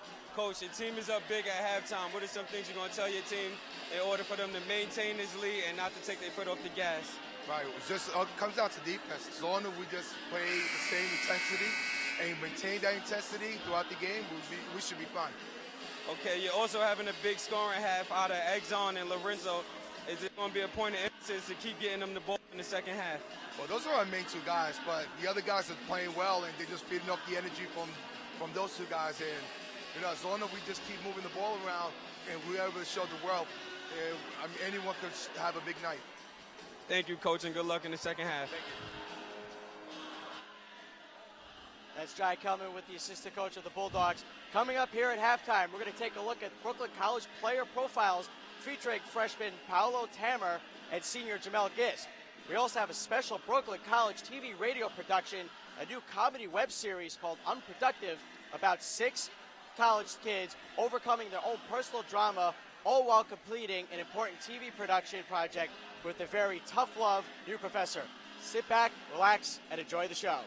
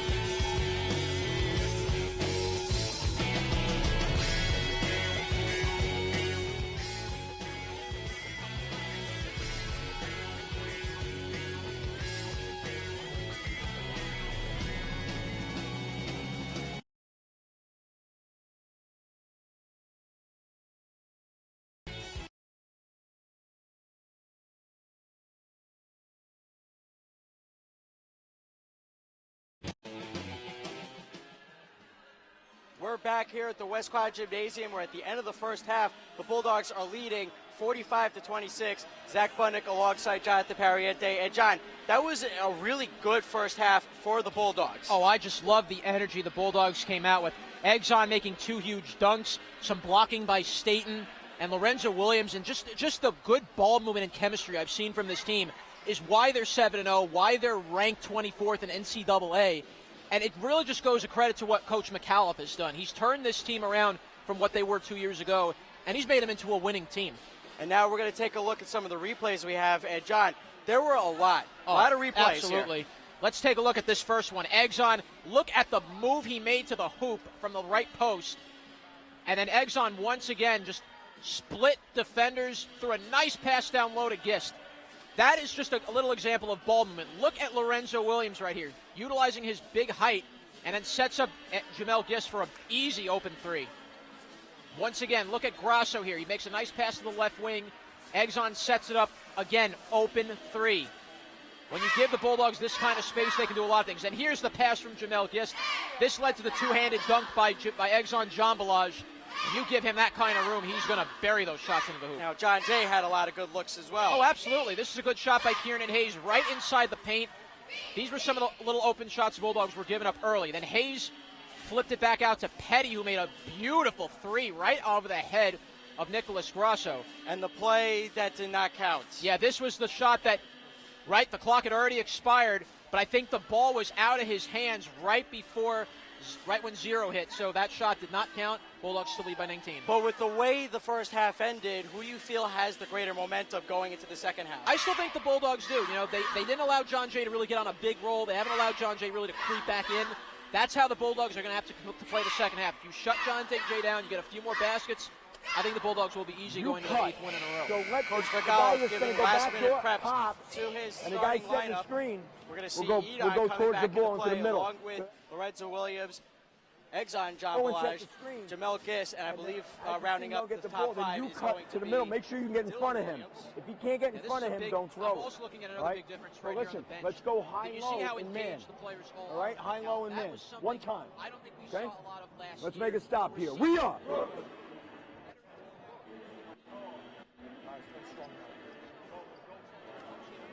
He said, I don't even need to tell these guys anything. These guys can lead on their own.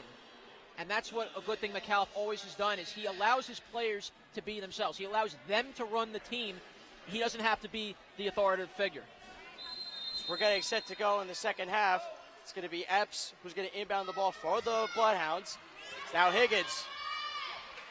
Higgins with possession. Bounce pass back to Epps. Epps holding. Gets it to Higgins. Higgins well outside the perimeter, being guarded heavily by Gist. Now throws it to, that was Ware for 3. Shot is good. Good start to the second half for John Jay, an open 3, and just like that, down to 16, 45-29. Already 30 seconds in. Jamel Gist for the Bulldogs. Gets it to Exxon. Now Lorenzo Williams back to Exxon. Dylan Williams outside the perimeter is Jamel Gist in the corner. Dylan Williams again. He's got Edon in the paint, but Gist for 3. Makes the basket. 3-point shot by Jamel Gist is good, and now his team's back up 48-29. Got to give props to Pops, getting the 3 right back. Bulldogs back up 19. Epps, top of the key, Ingram. Throws it off to Ware. Ware looks to drive in the paint. Shot by Epps is no good. Hayes there for the rebound. Ball about to go out of bounds. Ware is able to save it for the Bloodhounds. Ware in the corner, being guarded by Exxon. Throws it off to Ingram. Quick shot in the paint, no good. There's a foul in the play. Good move to the net there by Calvin Ingram. He went right to the hoop and attacked on Exxon. The foul's going to go against Lorenzo Williams. That will be his first. So 18:50 to go here in the second half. Calvin Ingram getting ready for his first shot. It's up and it's good. And that's just another good shot there by Ingram. That's the second points of the game. So the Bulldogs are leading by 18. Ingram's second shot is up. Both are good. Play resumes. Jamel Gist moves up court for the Bulldogs. Bulldogs now going from right to left in your computer screen. And we want to thank everybody who's listening in tonight. Dylan Williams gets it over to Jamel Gist. Back to Dylan Williams. Exxon for three. In and out, no good. And now Epps takes over for the Bloodhounds. Epps moves up court. To Ware, now Higgins. Hayes back to Ware. Ware holding. Bounce pass to Ingram. Ingram being guarded by Lorenzo Williams. Quick shot is in and out, no good. Loose ball, fight for it, and now Exxon takes over for the Bulldogs. Exxon John Blige gets over to his brother Edon. Quick shot, in and out, no good. And now the Bloodhounds take over. Higgins gets away from Exxon and quick basket makes it in. Just like that, John Jay cutting the lead to 15. Look at this pass. Look at this move by Higgins, taking it to the hoop all by himself. Higgins is only 5'6". Exxon is 6'5". Timeout by Coach McAuliffe. It's a full charge timeout. So the Bulldogs off to a little bit of a slow start to start the second half. And I believe we're going to be sending it into the coach's huddle to hear what Coach McAuliffe has to say. No, my apologies. Yep. We're actually going to be sending it over to our silent reporter, Jai Kelman, who used to play for this team, so he's familiar with everything that he's seeing. So now we're going to send it over to Jai to hear what he has to say. Jai, take it away. Brooklyn College is up 15 points at the moment. John Jay came out in the second half being very aggressive, so let's see what happens from here. Back to you guys. He's right. The Bloodhounds are playing very aggressively. Absolutely, and it's starting to show. The Bulldog. That's why I think McAuliffe called the timeout right now, and he did, because he sees John Jay is starting to pressure the Bulldogs a little bit, and he needed to change things up. The Bulldogs are a good team out throughout the season so far at adapting on the fly, and that's not an easy quality to have. But for the Bulldogs to be able to adapt as quickly as they do and change the momentum back in their favor is a very big positive. So the men's Bulldogs needed to make a stop. They're going to have to make a big play here. They want to get the game back in on their side of the court again. 17:48 to go in the second half. You're watching Brooklyn College Bulldogs basketball here on BC TV, your home for everything Brooklyn. Looks like we're now going to go back to the coach real quick. No, my apologies. We're going to get ready to go with so we're going to resume play, and I believe it's going to be, yes, it's still going to be Bulldogs ball, as Dylan Williams is going to inbound the ball in front of his own bench. Williams gets it over to Jamel Gist, being guarded heavily by Higgins. He's able to get away from him. Now you see Dylan's running the other side. Gist, hook shot is no good. Drew a blocking foul, though, did Gist. That was a great move to the net, as Higgins was pounding on him early. No, they're saying that the foul went against Jamel Gist. Okay. So it's an offensive charge, and that's foul 3 on Gist. So now Kieran Hayes is going to inbound the ball for the Bloodhounds. Higgins moves up court. Everybody's in their positions. Ware over at the sideline, being guarded by Exxon. Ingram over to Higgins. Higgins top of the key, throws it to Ware. Ware holding. Gets it to Hayes. Hayes in the corner, getting away from Edon. Now Ware for three. Shot no good. Fight for the rebound. Hayes gets it inside the paint. Quick shot is in and out, no good. Another scramble for the ball. Epps able to get it. Now Higgins. Bloodhounds are able to reset after that wild play just now. Higgins holding along the sideline, throws it to Epps. Epps holding, tries to get away from Dylan. Now he has to get rid of it. Hayes blocked by Edon. Ball goes out of bounds. Good play, though, by the Bulldogs, not drawing a foul there. And that's going to force John Jay to inbound with 6 seconds to shoot. That's right, 6 seconds. And Ware is going to inbound the ball from the Bulldogs baseline. Bounce pass, 5 seconds now. Ingram makes a play. Shot does not get a good shot off. Ball goes out of bounds, still off of a Bulldog. And with 2 seconds to go, the Bloodhounds may have to make a quick play. They may have to do a catch and shoot. Seconds. Epps along the baseline. Bounce pass to Ingram, but he's not going to be able to get the shot off as the officials call for a shot clock violation. Yep. Good defense by the Bulldogs, getting set on that with 2 seconds, and they made a good play defense. Oh, and right there, I don't think Jamel Gist even saw Ware coming, and he very lucky that's still Bulldogs ball. Ware playing very aggressive, but now he's going to back off as Jamel Gist moves up court. Exxon, it's to Edon. Now to Dylan. Ball goes out of bounds. It's still going to be Bulldogs ball. So far, things have slowed down a little bit in this second half. You're not seeing quite the same ball movement we saw in the first half. This is the first time I've had to broadcast a game where I can only say the players' first names. So Dylan gets it out to Lorenzo. Lorenzo holding. Quick shot for three. Shot no good. Big rebound. Ball goes out of bounds off of Ingram. It was last touch by Exxon. You're right. Ingram did not touch the ball, so now it's going to be Bloodhounds' ball. Josie Higgins for the Bloodhounds moves up court. He's now going to start a quick rush. Throws it to Hayes. Now Ware. Gino Ware holding. Over to Ingram. Ingram trying to get help from Higgins. Now Higgins has it. 13 seconds on the shot clock. Already 4 minutes gone by in the second half. Higgins able to get away from Edon. Ware, quick shot is no good. And Ingram knocks the ball in. Now the lead's cut to 13 for the Bulldogs. 15:53 to go in this second half. Jamel. Now over to Lorenzo. Dylan. Edon. In the paint. Makes the basket. Big response by Edon Jambalaj, getting the Bulldogs back up to 15. Look at this fake as Edon went down low and buries it in. How do you like that combination? The Edon and Exxon combo, you gotta love it. That is Epps. Epps looking to drive in. Ball goes out of bounds. It's going to stay John Jay ball. That was knocked out of Edon, I believe. Knocked out by Edon, I believe. Yeah, Epps lost control going to the hoop, and Edon made a nice play forcing that ball out of bounds. Ware inbounds the ball to Ingram. Now Epps. Being guarded heavily by Dylan Williams. He's able to get away. Epps inside the paint. Shot. Does not get a shot off. And nice steal by Lorenzo Williams. Williams moving in, but then you're going to be whistled for not a travel. Did he step out of? No, I don't think he stepped now. Blocking foul. The foul on the play, yeah. It's a blocking foul on John Jay. It's going to go against Ashawn Epps. That'll be his first. First, I thought it was going to be a travel. Then I thought it was going to be out of bounds off of the Bloodhounds. But now they whistle it was a foul. So Kieran Hayes will go to the bench for John Jay. Dylan Williams to Lorenzo Williams. Quick shot in the paint, no good. Ware's able to get the rebound. Higgins pushes up court to Ingram.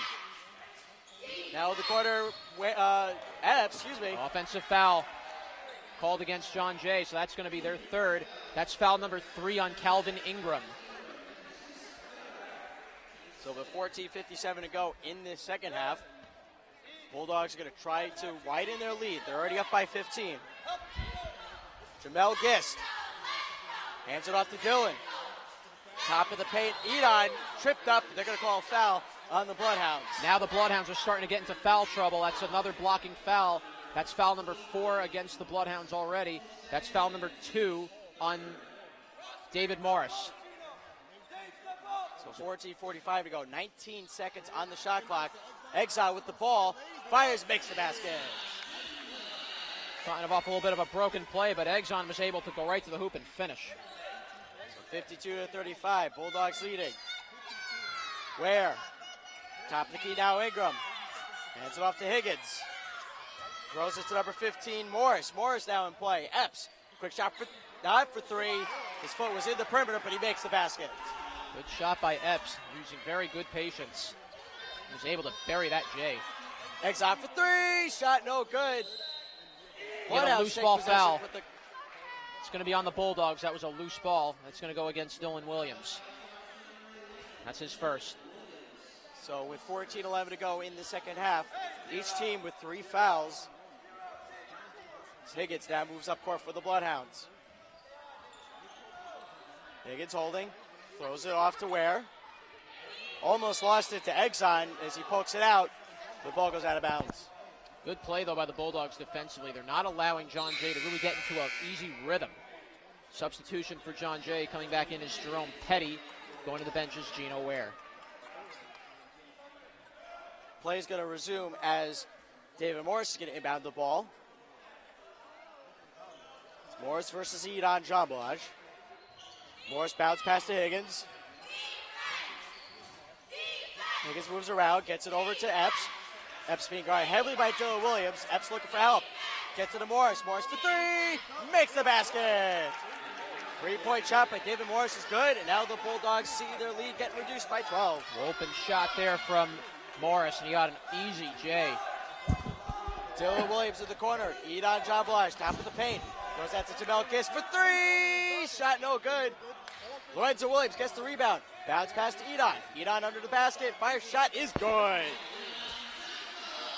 Good answer there by Edon, giving the Bulldogs back the 14-point lead. 13:20 to go in this second half. Bulldogs up 54-40. Petty, quick shot for three, no good. Jamel Gist able to corral the rebound. Jamel, quick shot is no good. They're not going to count the basket because it looks like it's going to be a foul against the Bulldogs. Yeah, and no, excuse me, going against Higgins of the Bloodhounds. Yeah, but Gist did a good job drawing that foul. That's foul number 2 against Higgins. And coming back in is Kieran Hayes to replace Calvin Ingram. Excellent move by Jamel Gist to drive into the paint. Lorenzo Williams in the paint, shot no good, but this could be another foul on the play. Now John Jay is really starting to shoot themselves in the foot. That's their 15th foul. 2-way, they'll be in the penalty. And 2 in a row, just like that. That's foul number 3 on David Morris. So he's playing with 3 fouls. Coach Ryan Highland may have to make a tough decision with Morris. First shot by Lorenzo Williams is good. So now Niv Confino is coming in play in place of Jamel Gist. Jordan Aiken is coming back in. He will replace Higgins. So 13:04 to go. Lorenzo Williams going to make his second shot. Second shot is good. Both of them gets the friendly roll. 13:03 to go. Bulldogs up 56-40.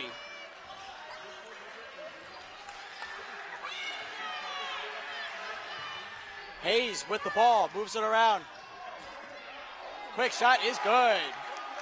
And just like that, 56-42. Look at this beautiful no-look pass from Kieran Hayes. And he finds down low. Three, makes the basket. 3-point shot by Lorenzo Williams is good, and now the Bulldogs are up 59-42. Big answer there by Pops. Quick foul on the play, and that's going against Confino. It's on Confino. That'll be his second. So 12:29 to go. Ashton Epps is going to inbound the ball in front of the announcer's table. Lorenzo Williams leading the way with 24 points. And we get another whistle. I think we got a foul. And that's on Confino again. So that's foul number 3 on Confino.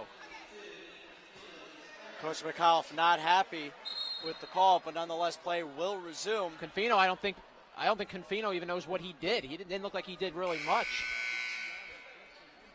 Each team now with 5 fouls. Still plenty of time. So if John Jay wants to come back into this, McElhatton's going to come in. They're going to have to watch out in the fouls. Dylan Williams will go to the bench, and in comes McElhatton. Petty inbounds the ball to Morris. Top of the key was Aiken. Now Cruz Fernandez. Cruz Fernandez almost lost the ball. Now he does to Chris McElhatton. Loses the ball again to Morris, but now Niv Confino pushes up for the Bulldogs. Confino gets it to Exxon. Exxon looks to drive in. Foul on the play. Oh, and Exxon is down. Exxon took a little bit of a very hard hit, but he gets right back up. But Exxon, you love how he just went right to the hoop right there and just drove to the net. Foul's going to go against Jordan Aiken. That will be his second. And one more foul for John Jay puts them in the penalty. McElhatton's going to inbound the ball for the Bloodhounds baseline. Gets it to Exxon for 3. Shot no good. Fight for the rebound. That's Morris that takes over for the Bloodhounds. But he has to get away from the Bulldogs defenders. Now Aiken's going to push up court. Aiken being guarded by Confino. Well outside the perimeter. Look at the pressure Confino's putting on as the Bloodhounds keep scrambling around. Quick shot for 3. Makes the basket. 3-point shot by Jerome Petty is good. And now the Bulldogs push up again. Lorenzo Williams, spinorama, makes the basket. Big answer right back by Lorenzo Williams, putting the Bulldogs right back up by 16. So as I catch my breath, it's 61-45. Bulldogs leading with 11:35 to go in this second half. Aiken holding. Cross-court pass, but they're going to call it travel. And just like that, John Jay starting to commit some mistakes. And the Bulldogs are taking advantage. McElhatton will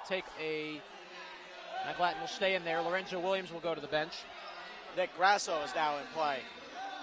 Next time these two teams play against each other will be Friday, January 22nd at the Doghouse. Oh, that will be Lincoln some. College. That's some environment over there playing in Manhattan. That's a very great ballpark stadium. Edon over to Neve Confino. Back to Edon Jambalaj.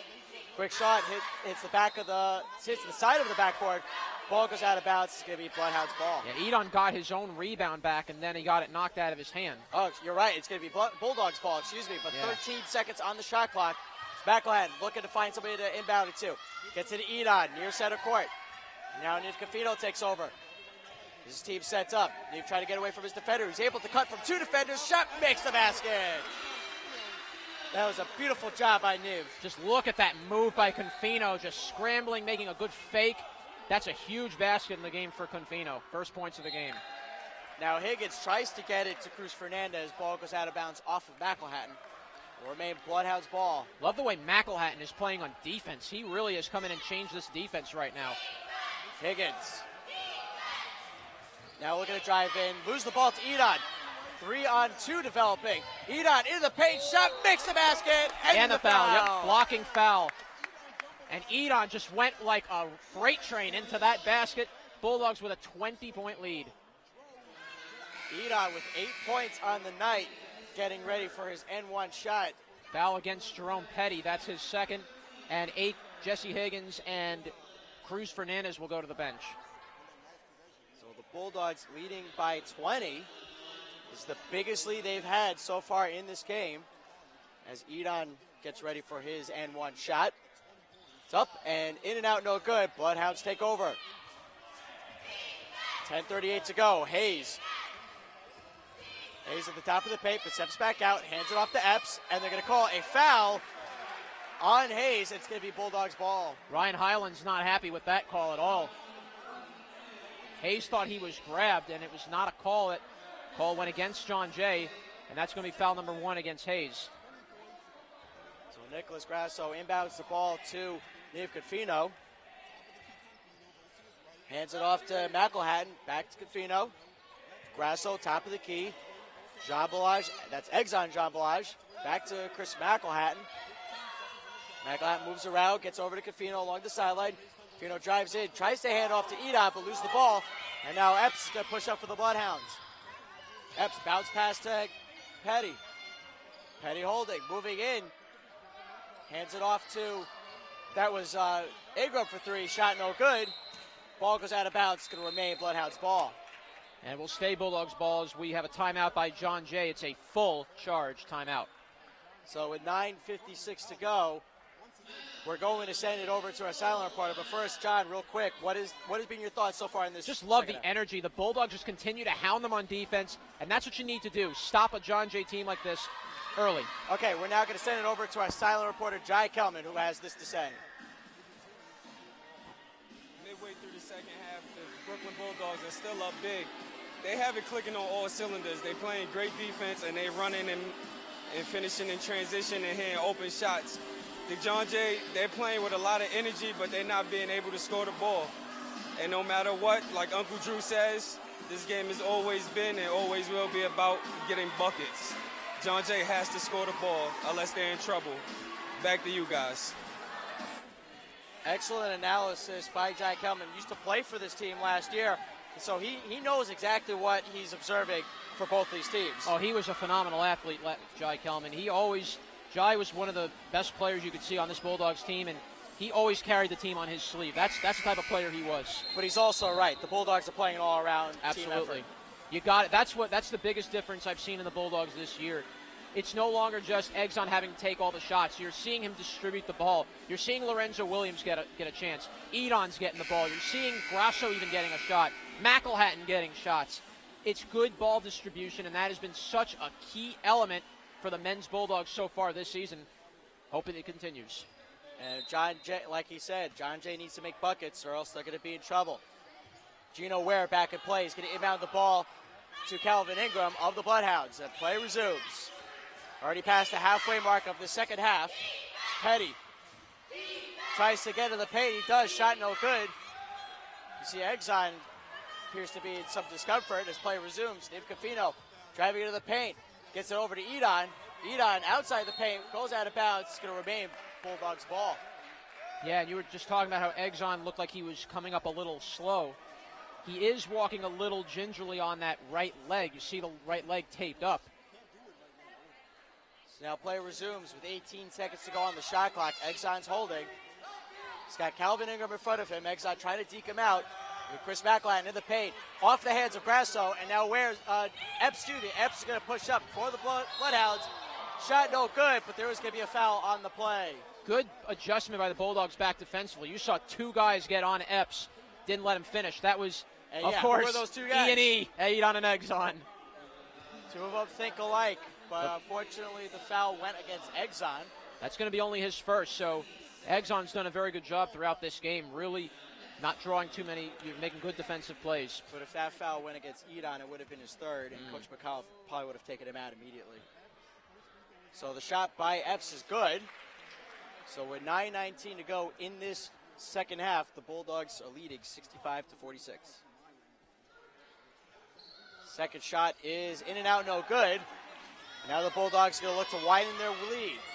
Exxon over to Chris McElhatton. McElhatton over to Confino. Now Nick Grasso back to McElhatton. Now Grasso again. Confino, they're moving the ball around very well with those three players.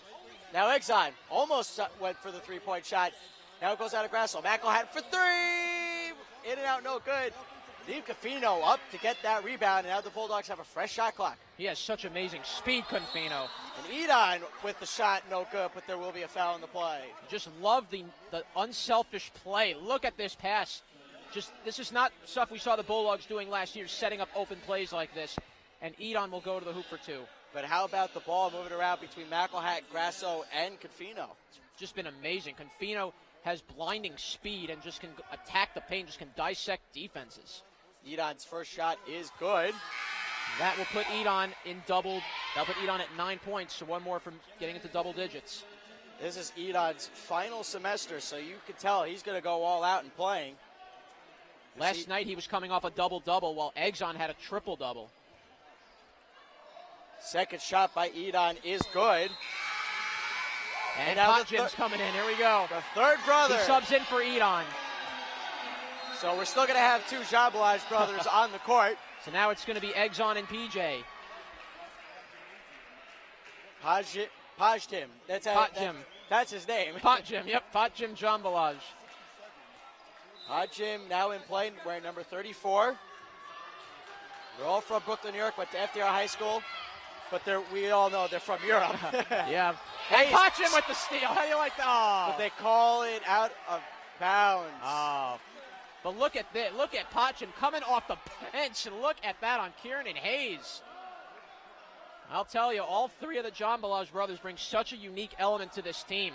Pajim is letting everybody know he's on the court. You can hear it too. 8:40 to go. Higgins now with the ball for the Bloodhounds. Hands it off to Epps. Hayes, top of the key.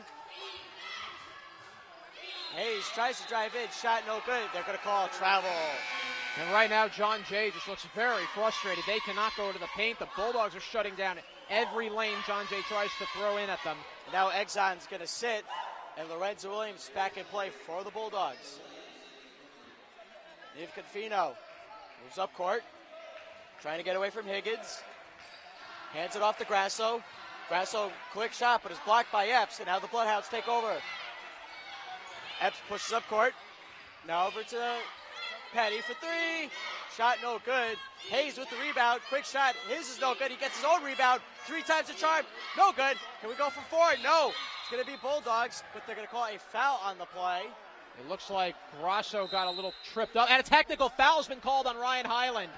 Ryan Highland has been very upset with the calls today, and the referees have heard enough. Highland's going to get a tech. And now I think everything's starting to boil over on John Jay. They're just very frustrated. You can see them kind of fighting amongst themselves a little bit. They've been 0-6 this season going into tonight's play. So now with 8:02 to go, you see Coach Highland still trying to get an explanation. So they call the technical foul on him. So the Bulldogs will get technical free throws. And by the way, that foul just put John Jay at 10 fouls. So they are now over the limit, and Pot Jim is going to go to the line for free throws. First shot is good. First points of the game for Pot Jim. And the crowd goes wild here at the West Quad Gymnasium. Second shot by Pot Jim is good, so he makes both baskets on that technical foul. You know, it's those players that play off the bench. The fans just get behind them more than get behind them just as much as anyone. So now Grasso still has to go up for the original foul. Yep. Grasso got hurt in the first half, which is why we saw him wearing the headband, but now he's all patched up and ready to go. First shot is no good. Looked like he got hit on the side of the eye.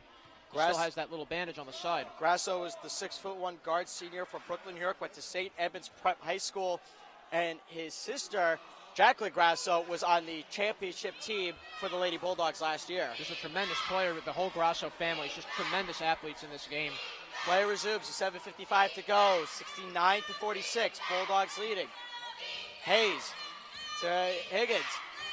Now Petty. Petty inside the paint, shot no good, but there's going to be a foul on the play.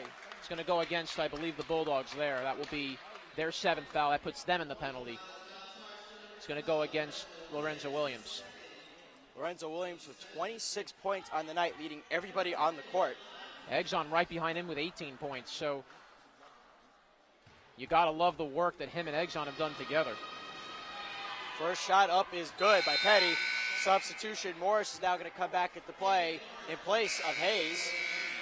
And Dylan Williams coming back and play for the Bulldogs in place of Chris McElhatton.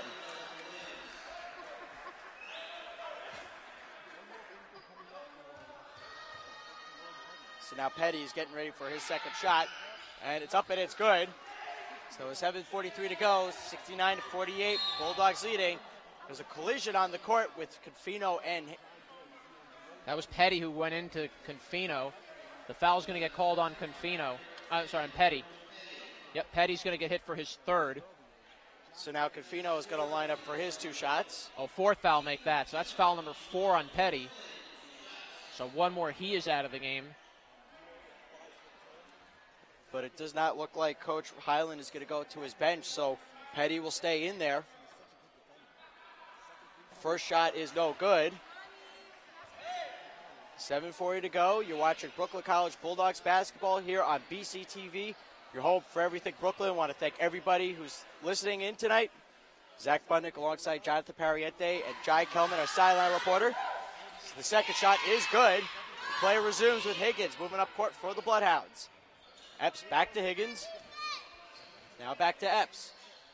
Epps being guarded by Dylan Williams. Now being guarded by Grasso as he moves around. Epps at the top of the key, trying to make a play, but watch Grasso guard him heavily. Now Ingram. Ingram in the paint. Shot is good. They're going to count it, and there's a foul in the play. Good play by Epps, just not quitting on that play. It's going to go against Lorenzo Williams. So Lorenzo Williams picks up his 3rd. Still a lot of time left. You don't want to give John Jay any reason to have hope to come back in the game. But it's all about making the buckets. So with 7:19 to go, Bloodhounds need to take advantage of any opportunities they get. The first shot is no good. And by rule, it's a loose ball, but now it's going to be... Morris got a little too aggressive. That's going to be a foul on him. And that's going to be his 4th. So now the Bulldogs get to go back to the charity stripe to shoot for 2 shots, and you can see Coach Highland not happy with this game so far. It's been a very frustrating start for John Jay. They score only 65 points, and they give up 83 a game. And every game they've been in, they always seem to be trailing by over 20 points, and that's something that, that I don't care what team you are, you're not going to be able to win games if you fall behind early. Nick Grasso now 1 for 3 at the charity stripe in this game. Bruce Fernandez will come in. He replaces Ingram. So Bulldogs are up by 20 with 7:16 to go. Grasso's second shot is good. Grasso shooting at 50% at the charity stripe in this game. That was his first point of the game. So now Higgins with the ball, pushes up to Cruz for 3. Shot no good. It was an air ball. And now Lorenzo Williams pushes up more for the Bulldogs. Lorenzo, quick shot is good. That is 28 for Lorenzo Williams. 6:54 to go. Look at that. Beautiful stop, and then he just gets off the defender and banks it in. Higgins. Shot is good. No No, good. They're waved going off. to call the offensive foul. So that's going to be John Jay's already over the limit. That's foul number 3 on Jesse Higgins. Now, because that's an offensive foul, the Bulldogs are not going to go up to the charity stripe. Yep. Now, Neve Confino moves up court for the Bulldogs. Looks like he's trying to make a play, but hands off to Dylan Williams. Now, Nicholas Grasso. Back to Confino. Dylan again. Dylan holding. Hands off to Confino. Top of the key. Bulldogs doing a tremendous job moving around. Bounce pass to Patcham. Quick shot is good. Potcham's having quite a nice game of his own. That's 4 points for Potcham. Bloodhounds resume play. That's Epps over to back to Higgins. Epps holding, being guarded by Dylan Williams. Epps looking to make a play. Hook shot no good, but there's a foul on the play. Foul against the Bulldogs. That's going to put them at 9 fouls. So one more and they will be in the double bonus. Foul goes against Dylan Williams. That'll be his second. And we're going to have a lot of substitutions. We'll get those names to you shortly as Eshin Epps is going to get ready for his first shot. First shot up, and it's good. John, what do you got for us as far as substitutions? Gino Ware, Kieran Hayes, and Calvin Ingram all come in, replacing Petty, replacing Fernandez, and going to the bench joining them is David Morris. And for the Bulldogs, Jamel Giss is back in play in place of Neve Confino. So 6:04 to go. Bulldogs leading 75-51. Second shot gets the friendly roll. Bulldogs up by 23. 6:04 to go. There's still plenty of time in this game. But very slowly the clock is becoming an enemy of John Jay. Grasso inbounds the ball from his own baseline to Dylan Williams, being double-teamed by the Bloodhounds. And now Potcham's able to push up court. Potcham almost lost the ball. Now the ball is stripped out of his hands, out of bounds. It's still going to be Bulldogs' ball. Tell you what, Potcham is really impressing me. Look at that speed. Has the same, kind of has a little bit of eggs on and eat on kind of mixed together. 5:55 to go. Grasso has the ball. Hands off to Potcham at the top of the key. Now Jamel Gist. Jamel trying to drive into the paint, stripped of the ball, and now the Bloodhounds take over. Epps pushes up court, tries to get into the paint. Shot is up, and it's good. 5:35 to go, 75-54. Good move there, just beautiful shot by Eshawn Epps. Grasso now for the Bulldogs, feeling all that pressure. Lorenzo Williams. Lorenzo dancing around the paint, throws it out to Grasso. Around the perimeter they go. That's Potcham in the corner, throws it, shot no good. Grasso with the rebound, makes the basket. Grasso just right there to clean up that play that Potcham set up. Beautiful finish by Grasso right there at the right time. 5:05 to go, ball goes out of bounds, and it's going to remain Bloodhounds ball. And Brooklyn College just continuing to dictate the pace in the second half. They have not allowed John Jay to get on a real run. As soon as John Jay gets on a little run, the Bulldogs quickly put a stop to it. Coach McAuliffe looking in on his team. You think he'd be really impressed right now with how his team is performing? Oh, without a doubt he is. This team just plays so hard, and they've continued to just keep the pressure on their opponents from the beginning of the game. Now Lorenzo Williams pushes up for the Bulldogs. Nick Grasso. Now Williams, far sideline. Quick shot inside the perimeter is no good. Epps with the rebound. And they're going to say Bulldogs were out of bounds. Yeah, it's going to be John Jay ball. They're not calling a foul, so I think one of the players stepped out of bounds. I believe, didn't see who stepped out, but it's going to be John Jay ball. Play resumes. Higgins pushes up court for the Bloodhounds. Now he finds a lane, drives in. Quick shot is no good. Hayes for the rebound, makes the basket. 4:28 to go, 77-56. Bulldogs leading. That's Lorenzo Williams. Lorenzo Williams with 28 points on the night, having an impressive game as Jamel Gist loses the ball. They're going to call a foul on Jamel Gist. And that's going to put Gist at 4 fouls. So Gist picks up his 4th, so he is down to 1 more foul from being out of the game. You have Lorenzo playing with 3, you have Grasso playing with 2, and Dylan playing with 2. It's been a big adjustment for Jamel Gist this season because Absolutely. he was so used to playing alongside Jai Kelman, and now since Jai graduated, Jamel has to find a new rhythm. Well, in a way, Jamel Gist has been able to play the game the way he always has. You know, he attacks the net, he's a fighter, and you just got to love the way he continues to distribute the ball and lead this offense. Second shot is good. So with 4:19 to go, Bulldogs leading 77-58. Jerome Petty's coming back into the game to replace Kieran Hayes. Grasso inbounds the ball to Lorenzo Williams. To Jamel Gist, now Grasso. They're feeling the all-around pressure, being double teamed. Pajim, inside, makes the basket. Beautiful ball movement, and Pajim Jambos, look at this move. Right up to the gut and went right at Gino Ware. 3:58 to go. That's Ingram. Gets over to Petty. Now Higgins in the corner. Epps top of the key. Epps drives in, shot no good. Dylan Williams able to corral the rebound. Almost lost it, but now he pushes up court.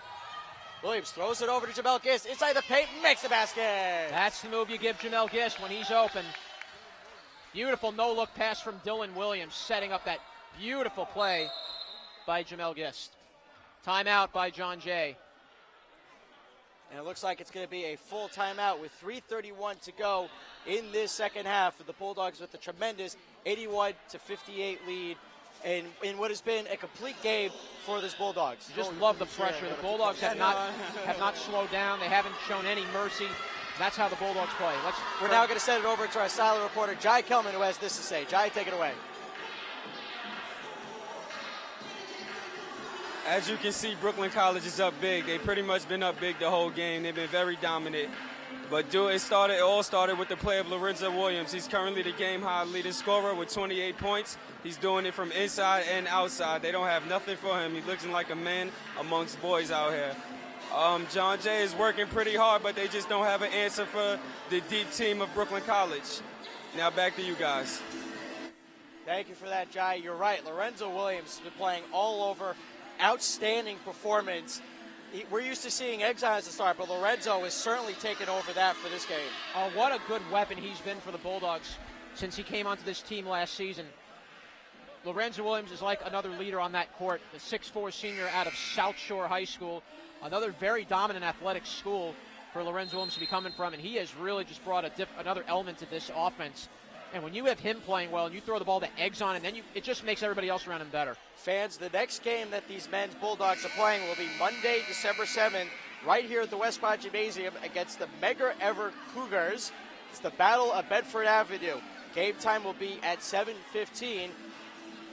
Following the women's, who are going to kick off at 5 p.m. Come out to the West Quad to watch the game or listen to our sister station, WBCR Brooklyn College Radio. Play resumes with 3:30 to go in this second half. It's Petty, gets out to Higgins, finds Epps moving. Shot is up, no good, but there will be a foul on the play.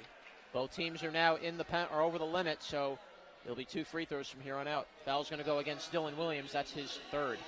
So with 3:23 to go, Bulldogs up with a commanding 81-58 lead. Going into this game, the Bulldogs had a lot of tough opponents, and that's why the D3 Hoops have recognized them as 24th overall in the National. One of those teams they blew through was William Patterson. They just blew Patterson away, and they had no answer for the Bulldogs. Those opponents are no strangers to the Bulldogs. The second shot is good. NJCU was another tough opponent they got through, and then they had to get through the likes of Stevens Institute. So they faced their very good share of tough teams outside of CUNYAC play. And what's been really good for this Bulldogs is to see Grasso try to get away from Ingram. Bounce pass to Justin Staten, who's in play, who makes the basket. That the Bulldogs have a very strong bench. Absolutely. Look at that down low pass, and Staten just finished it. Less than 3 minutes to go here in this West Quad, in this CUNYAC battle, as there's a foul on the play, and it's going against. Looks like Grasso. We got called for a blocking foul, and let's take a look at that as Epps went in. Yeah, there's the screen by Grasso, and he was in the penalty area, and he drew the foul. Epps drew it. Foul So three, number 3 on Grasso. So Ajon Epps is going to line up for 2 shots. Both teams are already over the limit here in this second half. A little under 3 minutes to play. We're going to have Valdon Baptiste coming into the game momentarily. For the Bulldogs. Yep, for the Bulldogs. He's the 6'1" guard junior from Brooklyn, New York, went to Martin Luther King High School, and he's going to be wearing number 25. He's replacing Grasso, and coming back in for John Jay is Jordan Aiken. He will replace Calvin Ingram. Nick Grasso has played a strong game off the bench. Well, he really has. Shot up is no good. There's a scramble for the ball, but Padjim, Jean Blige is able to take over, feeling the pressure as he throws it to Jamel Gist. But now Jamel is able to take charge. 2:40 to go in this second half. Bulldogs up 83-60. As Dylan Williams holding. Baptiste gets it back to Gist. Now Justice Staten. Staten missed all last season due to an injury. Yep. Yeah, Staten was out with that very severe injury, yes. But now Bloodhounds take over. Quick shot by Epps is good. 2:17 to go. Padjim pushes up court for the Bulldogs. Padjim can't get a shot off. They're going to call a jump ball. It's going to stay with Brooklyn College, though. And tell you what, in the small amount of time Padjim's been able to play, he really has made the most of those minutes. Just continuing to attack the paint, and you just love the energy he brings off the bench. Going to the bench for, speaking of which, for John Jay will be Jerome Petty. Back in comes Morris. Padjim for three. Shot no good. Baptiste gets the rebound. Quick shot. His shot is no good. There's a scramble for the loose ball. Ball's going to go out of bounds off of a Bloodhound, and it will remain Bulldogs ball. Bulldogs just continuing to fight, even with them leading 21 points. They continue to fight after every loose ball. They are not quitting on any plays. So now a quick substitution. Cruz Fernandez back in play for the Bloodhounds in place of Higgins. Right now, John Jay right at about what they've averaged on the season, 62 points. Immediately following this game, we're going to have player of the game plus the winning coach. And beautiful finish there by Dylan Williams, by Valdon Baptiste. That's his first points of the game. Minute 53 to go. Bulldogs up 85-62. For Cruz Fernandez. Hands it off to Morris, Quick shot is good. Minute 40 to go, 85-64, Bulldogs leading. Ajon Epps has had a very good game, 17 points. Jamel Gist holding for the Bulldogs, minute 30 to go. So he drives to the paint, shot off, no good. Ball goes out of bounds, off of a Bloodhound, so remain Bulldogs ball. Paolo Tamers coming into the game. Joining him is Kevin McGee, the 6'1" junior out of Archbishop Malloy High School. Paolo Tamers from Freeport, New York, so he also went to the same school as Justin Staten. The young freshman, he comes into the game for the Bulldogs as well. Savage now in play for the Bulldogs as well. Hammer for three, makes the basket. No, it's going to be a 2-point shot because his foot was in the perimeter. Paolo Tamer with a beautiful jump shot. He was one of the Brooklyn College player features this evening. Epps for three, shot no good. Savage able to get the rebound. Tamer, the one freshman on this Bulldogs team.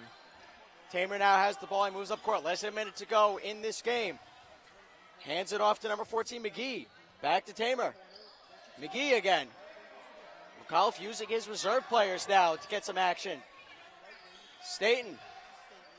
Quick shot is good. 40 seconds to go. 89-64. Bulldogs leading. This has been an all-around excellent performance by these Bulldogs as Epps that is number 1.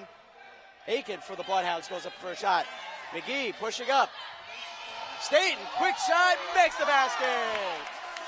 That'll put the Bulldogs at 90 points once again. That's a beautiful highlight reel play. Beautiful pass. These Bulldogs just play so well as a team. It's contagious. As we're winding down the final seconds, Epps' shot is no good. Staten takes over. And McGee to Tamer. Final seconds ticking off. They're on their feet here at the West Quad Gymnasium as the Bulldogs improve to 8-0 this season. Final score 91-64. It's just amazing what kind of a stretch run this Bulldogs team is on.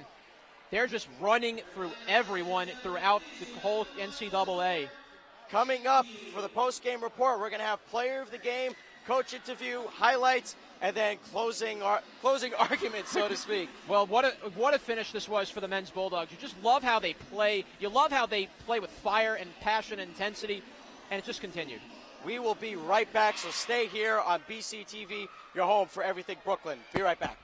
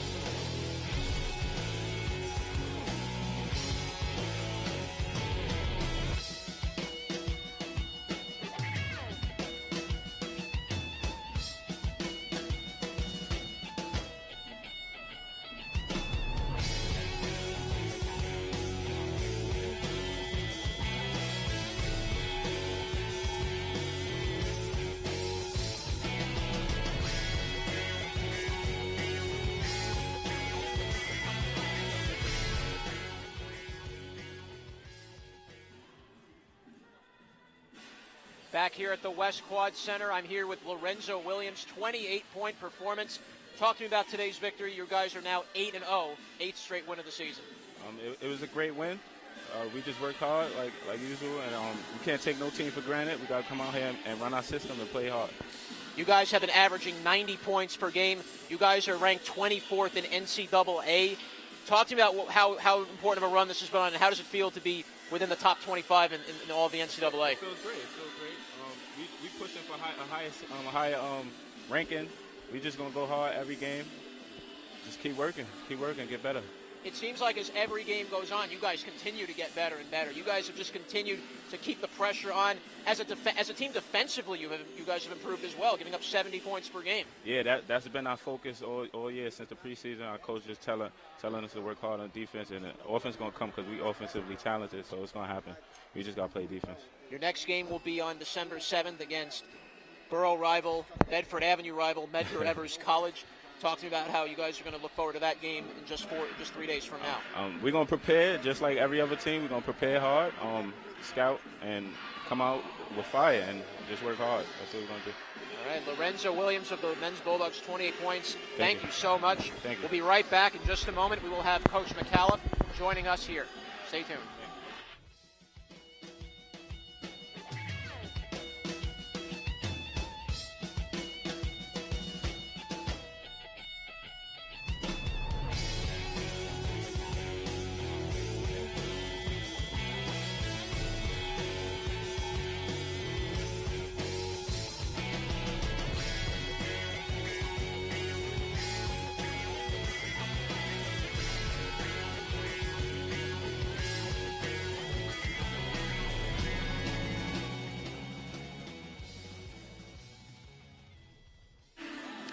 And we're back at the West Quad Center. I'm here with head coach Rich McAuliffe. Coach McAuliffe, another dominating performance by your team today. 8 wins in a row, 8-0 on the season. Talk to me about what has just been clicking so far through this 8-game winning streak. You know, we're very fortunate. We have guys that trust each other. I mean, they've played together for a year now, and they're really starting to gel. And, you know, when you can trust each other with the basketball and know where everybody needs to go, you know, it makes my job a whole lot easier. And these guys go out and play hard.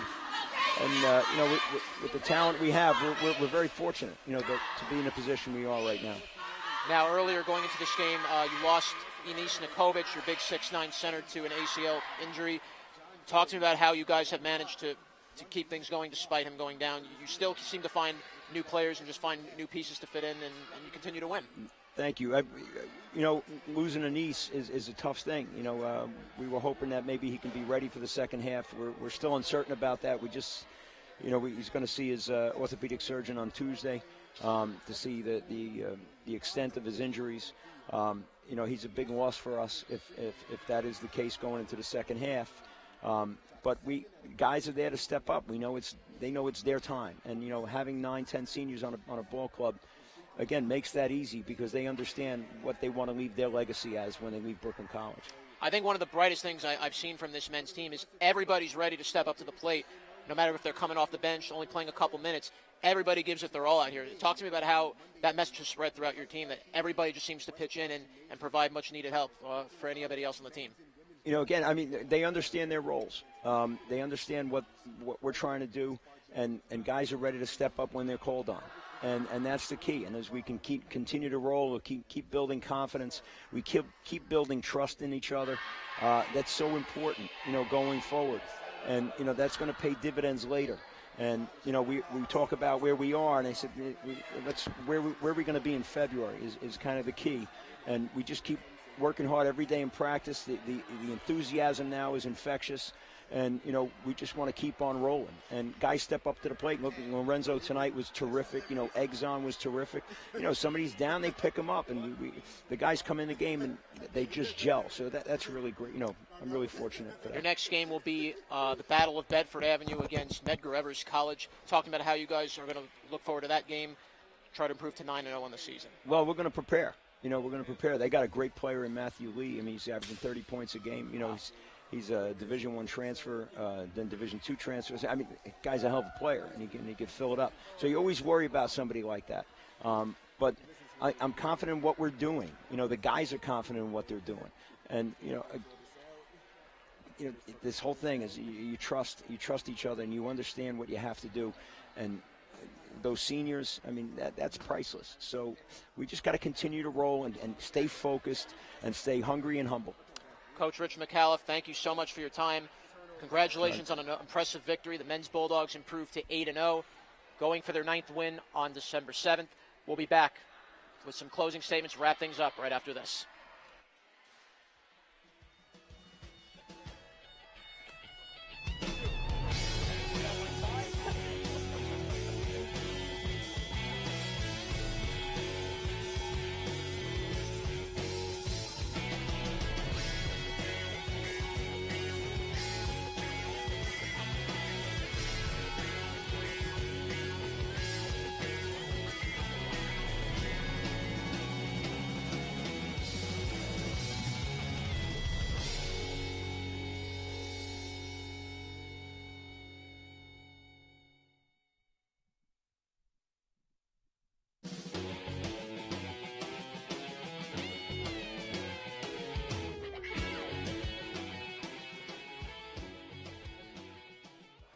We're back here at the West Quad Gymnasium with an impressive victory for these Bulldogs.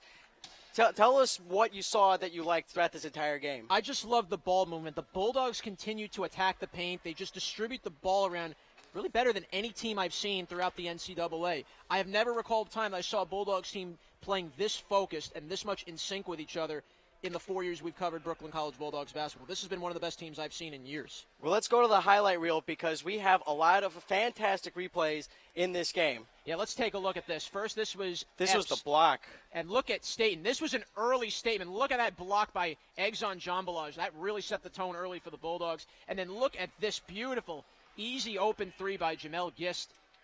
That gave the Bulldogs an 18-point lead. Then Lorenzo Williams, just incredible athleticism, just fakes the shot, then gets it up, banks it in. And then here's some more. Niv Confino getting around the right post, gets right there. Look at that, right up on Kieran Hayes and just finishes the easy lay-in right there. Then here's the open play. This was Kevin McGee, and look at this pass.